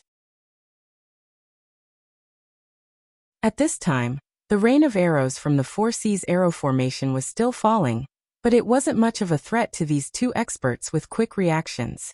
Slender Waist Dancer was full of life after eating the bread, and the two suddenly jumped out of the trench. Teleport move. Gu Fei jumped out of the trench and began chanting as soon as he stood firm. Although it wasn't an offensive spell, it was used in exactly the same way. The direction Gu Fei was pointing at was exactly where he wanted to move. The center of the Four Seas arrow formation. Slender Waist Dancer flashed in front of Gu Fei and used her body and dagger to block the opponent's oncoming attack. Gu Fei successfully chanted, and the space he was in suddenly distorted. If thieves use stealth and vanish to slowly make people blurry and transparent, then teleport would violently tear people apart in an instant. To the bystanders, Gu Fei was like a piece of glass that shattered in an instant. At the same time, the same distortion occurred in another location. Compared to Gu Fei's vanish, this was like rewinding. The space suddenly distorted into fragments, and then the fragments reassembled, and a lively Gu Fei reappeared in front of everyone. Teleport was indeed instantaneous, so instantaneous that Gu Fei didn't notice it at all. The sudden blur in front of him was mainly because the scenery had changed. He looked back in surprise, and Slender Waist Dancer's cover was still in place. However, what was worse was that Gu Fei's teleport actually didn't reach the position he pointed at. Gu Fei only moved from behind Slender Waist Dancer to a place about 5 meters in front of her. It was a long way from where Gu Fei's finger was pointing. "Why did you move there?" Slender Waist Dancer was flustered and exasperated. "I don't know." Gu Fei was also very confused. He was sure that his finger didn't make a mistake, so why did the position only move by a little? The skill description of teleport didn't mention the specific distance, only that the distance moved was proportional to the mana consumed. Gu Fei checked his mana at this time, and found that only a little bit had been used. Obviously, it couldn't have been because of a lack of mana. Before he could figure this out, the opponent's second wave of attack had already arrived. The target of this attack was locked onto Gu Fei, who was closer to them. The 5 meters that Gu Fei suddenly approached the opponent had a very serious effect. It was this 5 meters that allowed him to enter the range of the archers in the first half of the opponent's arrow formation. Homing arrows. The reflection of time had been directing the arrow formation to shoot while moving toward the trench. He wanted the trench to enter the attack range of the homing arrows. That way, when the opponent showed himself again, he could be eliminated with certainty.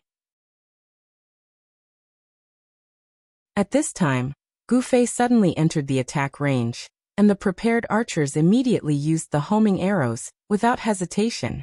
Dozens of arrows flashed with white light, and after the sound of bowstrings, they rushed toward Gu Fei like dozens of meteors. There was no such thing as dodging the homing arrows. With Gu Fei's skills, although he could take down a few, it was impossible for him to take down dozens of them. Slender Waist Dance, who originally wanted to go forward to protect Gu Fei, saw the situation and knew that it would be difficult for Gu Fei to save him this time. She sighed and very nimbly flashed back to the trench. Gu Fei was also helpless. He tried his best to get close and cast spells, but it still ended in failure. Dozens of tracking arrows pierced into Gu Fei's body, killing him without any suspense. As soon as he was sent outside the guild building, Yutian Shenming chased after him. You just used teleport? Yutian Shenming was one of the members of the crisscrossing 4C's arrow formation, and one of the murderers who had just shot the homing arrows at Gu Fei. He clearly saw everything that happened in the battle. Yes, replied Gu Fei. Where did you get the scroll? Asked Yutian Shenming. I bought it from Slender Waist Dance, said Gu Fei. How much was it? 2,000 gold. You're really rich. Yutian Shenming exclaimed. I'll pay in installments. I've already paid 200 gold, said Gu Fei. Slender Waist Dance is so rich and the two of you are so close. Why do you still need money? Said Yutian Shenming. We're just normal friends. Besides, having money isn't a reason to give things to others for no reason. Gu Fei lectured Yutian Shenming. Yutian Shenming didn't care. How's Slender Waist Dance? At the time, Gu Fei was busy being shot and didn't have time to look at Slender Waist Dance's situation before he died. She very nimbly hid back in the trench, said Yutian Shenming. Hurry up and fight. When you're done, let's study this teleportation technique, said Gu Fei. Gu Fei was defeated in a moment of carelessness. Slender Waist Dance couldn't even handle a team of 20 or 30 people by herself, let alone reigning the 4C's arrow formation. There was no longer any suspense in the outcome. The reborn Amethyst girls scattered all over the map were found and killed by their opponents one by one. Reigning the 4C's easily won this round. The reborn Amethyst finally couldn't fool around any longer. With their strength, it had to be said that they were very lucky to be able to make it to this stage. The girls knew this very well. Moreover, most of them weren't that interested in PvP competitions like this. Most of them weren't too disappointed when they were eliminated. After exclaiming a few words outside the teleportation circle, they happily went about their own business. Slender Waist Dance was very busy in the competition. Now that she was eliminated from both the guild confrontation and the mercenary confrontation, she had nothing to do. She was the only girl who was a little disappointed. As for Gu Fei, he was also very disappointed that he had lost a reasonable opportunity to kill someone. It was rare for the two of them to side together for a while. That was until Yutian Shenming came out of reigning the 4C's 700-man formation and found the two of them at the foot of the wall. The moment he saw the beautiful Yutian Shenming, he immediately abandoned his enthusiasm to discuss spells with Gu Fei. He greeted Slender Waist Dance with a radiant smile, his eyes completely ignoring Gu Fei. It was a pity that Slender Waist Dance was not in a good mood at the moment, and Imperial God Ming was a member of the enemy camp just now. Since he was an archer, he was naturally a member of that extremely annoying arrow formation. So Slender Waist Dance was not in a good mood towards him. After casually greeting him, he sang a sad song and left. Ah, your voice is so beautiful. Yutian Shenming sent her off with peach blossoms in his eyes. Grapes. Gu Fei called out. Ah. Yutian Shenming quickly turned around with a serious expression. However, when he looked around, there was no sign of grapes. Gu Fei sighed in his heart. Yutian Shenming was a typical guy who looked at the bowl and thought about the pot. Compared to Tsubasa Sakuratsuka's messy, the tallest tree in the forest theory, he was the more wretched one. When Yutian Shenming saw that there were no grapes, he knew that he had been tricked by Gu Fei. He was a little embarrassed, so he quickly took the initiative to talk to Gu Fei about teleportation spells. After listening to Gu Fei's story, Imperial Sky Divine Ming carefully asked Gu Fei about his posture at that time, the speed of his chanting, the direction of his gaze, whether his fingers were straight or not, a series of questions, and came up with close to 10 hypotheses. Just as Gu Fei was dumbfounded, he casually asked, "What do you think it is?" "I think it might be because it's a new spell. His proficiency is too low, so he couldn't move that far." Gu Fei felt ashamed of his lack of knowledge in the game. "Oh, that's probably one of the possibilities." Yutian Shenming felt even more ashamed than Gu Fei.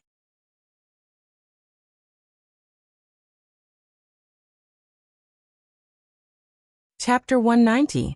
Gu Fei was equipped with advanced equipment, and now had an advanced skill, but he was still acting like a loser. He was sad that the first time he used this skill, he did not get the desired effect. After experimenting, sure enough, the current limit of Gu Fei's instant movement was a little more than 5 meters. In the process of using instant movement, he could freely control the consumption of mana. This operation was just the operation of data flow. It was not very difficult. For every half a meter increase in movement distance, the consumption of mana would increase by a level. Moreover, this skill had a long cooldown time, requiring a whole minute. This was a very rare long cooldown time among the mage skills. Skills with long cooldowns not only meant that they could not be used frequently, but also meant that the growth of proficiency would be very slow. One could only use it once a minute. From this, although the skill description of instant movement did not say that this skill had an upper limit, if he wanted to move a distance close to the archer's range like Gu Fei had imagined today, he really did not know how long it would take to practice. Accumulate. You must accumulate. In the future, use instant movement once a minute, and let this awareness go deep into your bones. This may take a long time, but... Okay, I got it. Gu Fei interrupted Yutian Shenming. He was a person who had practiced martial arts for 20 years. Did he still need this kind of reasoning from a damn child like Yutian Shenming to teach him? After separating from Yutian Shenming, Gu Fei familiarized himself with the control of instant movement distance and mana consumption before going offline. On the other hand, Yi Xiaowu accidentally helped Gu Fei in the morning. His heart was filled with resentment. In the middle of the night, on a whim, he did not sleep and ran to the monitoring group of the game operations department. The game was running 24 hours a day, and the personnel of the various departments in charge of regulation and supervision were also working in shifts 24 hours a day. Yi Xiaowu did not belong to this department.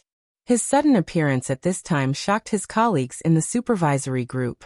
Yi Xiaowu had been busy with work recently, and had not paid attention to Gu Fei's background data for some days. At this time, he was as skilled as before.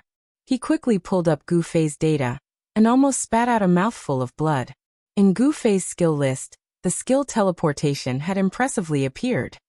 Where did this come from? Yi Xiaowu pointed at Gu Fei's skill, and asked his colleagues in charge of monitoring.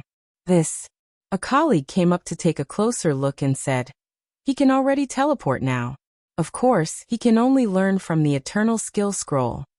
Yi Xiaowu rolled his eyes. Of course he knew this. He then muttered to himself, "How did he get the scroll? I just mentioned it in the morning, and now I've gotten the scroll in the evening. Is there such a coincidence?" His colleagues in the monitoring team didn't say anything because this problem was too detailed. It would be very troublesome to get to the bottom of it. In any case, from the monitoring of the data flow, there had been no abnormalities.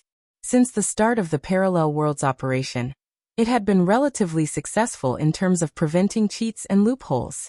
Yi Xiaowu muttered to himself for a while, and came to his senses.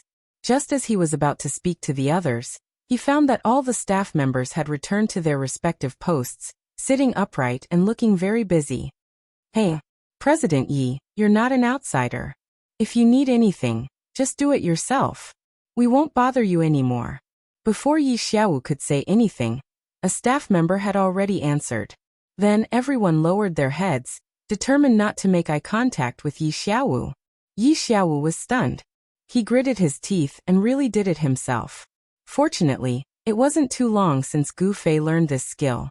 Yi Xiaowu busied himself for a while, and really found out that it was obtained from a player with the ID Slender Waist Dance. This made Yi Xiao feel helpless. As a senior game worker, he was also very familiar with some senior gamers. Slender Waist Dance was also famous, so it wouldn't be surprising if she had anything. On the other hand, the 5th round of the competition had already ended. Because it was a 50% elimination system, after 5 rounds, only 3% to 5% of the guilds and mercenary groups still existed in each major city. Among them, there were expected strong guilds and mercenary groups, but there were also those that no one noticed at first, but unexpectedly survived. In Cloud City, the reborn Amethyst was originally playing the role of the Dark Horse, challenging the 2 major guilds, Wine Songs and Yunmu. Everyone was looking forward to a third miracle, but in the end, they were still taken down by Reigning Four Seas. From a certain perspective, many people believed that Reigning Four Seas lived up to its name as the #1 guild. At the very least, it wouldn't fail miserably and would perform steadily. As for the mercenary group competition, there weren't as many people paying attention to it as the guild competition. After 5 rounds, there were 2 guilds that caught the attention of the weaker ones. One of them was naturally Child Elite Group. However, in Cloud City, if you were to say Child Elite Group, not many people would know. As long as Kiting Mercenary Group was mentioned, however, everyone would immediately know that it was the 6-man group that used the kiting strategy to eliminate the level 4 Muyan mercenary group for the first time.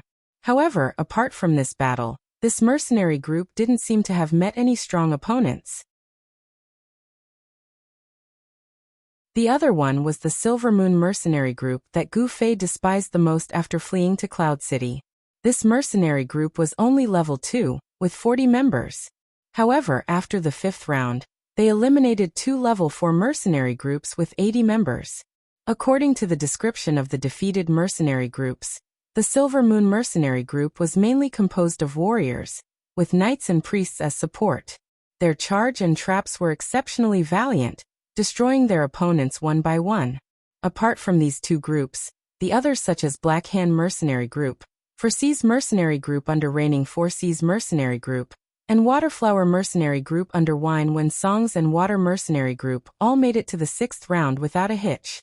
During the meeting at Little Ray's pub the next day before the competition, even Unscathed in Battle and Yutian Shinming had a rare serious expression on their faces. As soon as Brother Yu saw Gu Fei enter and take a seat, he immediately began to introduce the information. Today our opponent is the Silver Moon mercenary group.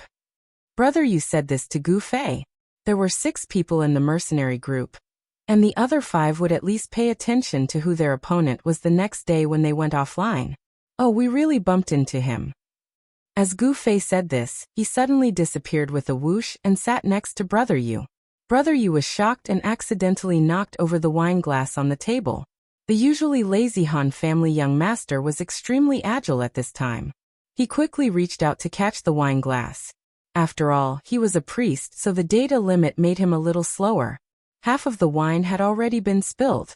This made the Han family young master sigh and stare at the spilled wine on the table in a daze. As for the others, they were all staring at Gu Fei, dumbfounded. After a while, they finally reacted.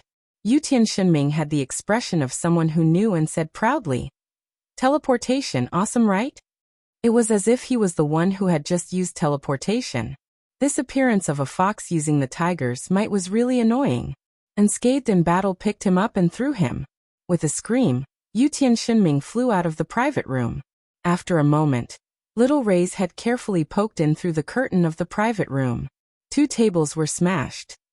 Whoever smashed them is responsible for it. Unscathed in Battle said very calmly, "Shameless, I want to duel with you." Yutian Shinming came back angrily. Unscathed in Battle glanced at him indifferently and said, "Okay, let's do it here." Yutian Shinming was startled. There was almost no space in the private room. In a place like this, an archer would not have any room to display his skills. He would not be a match for a warrior. Thinking about it, Unscathed in Battle would not be stupid enough to run out and let Yutian Shinming fly a kite.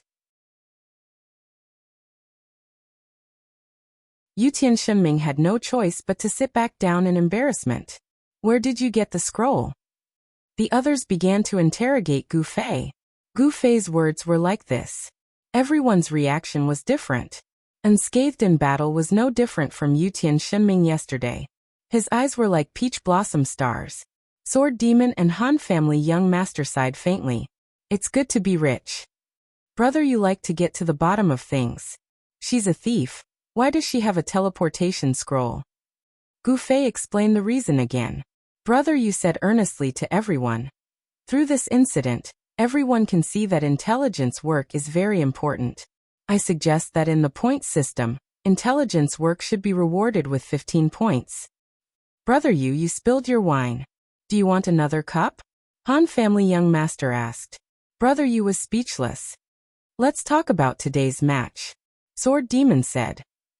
There's nothing much to talk about today. Brother Yu sighed and began to speak. Silvermoon and the others have met in Moonlit Night City. He has a group support skill, so the warrior team that he formed will be very strong. Oh, this guy is still so smart.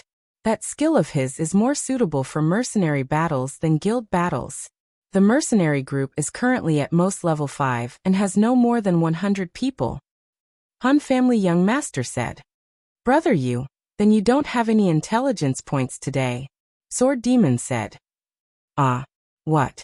Hey Sword Demon, you don't have to be so serious. Brother Yu hurriedly said. Then what else can you provide that we don't know? Sword Demon said. A Silvermoon mercenary group has 40 people. Everyone rolled their eyes. Warriors are the main focus. Everyone rolled their eyes again.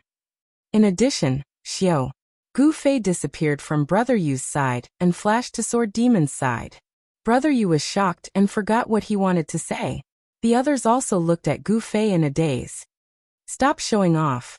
Han family young master said indifferently as he drank his wine. I'm training. Gu Fei said seriously. You're tuning in to the Li Mei's Wuxia Whispers YouTube channel. We're so grateful for your support, and don't forget to subscribe to join us on this incredible journey through captivating stories. Your generosity through donations truly makes a world of difference, as it's the primary source of revenue that allows me to expand and enhance this channel for you. Thank you from the bottom of my heart for being a part of this adventure.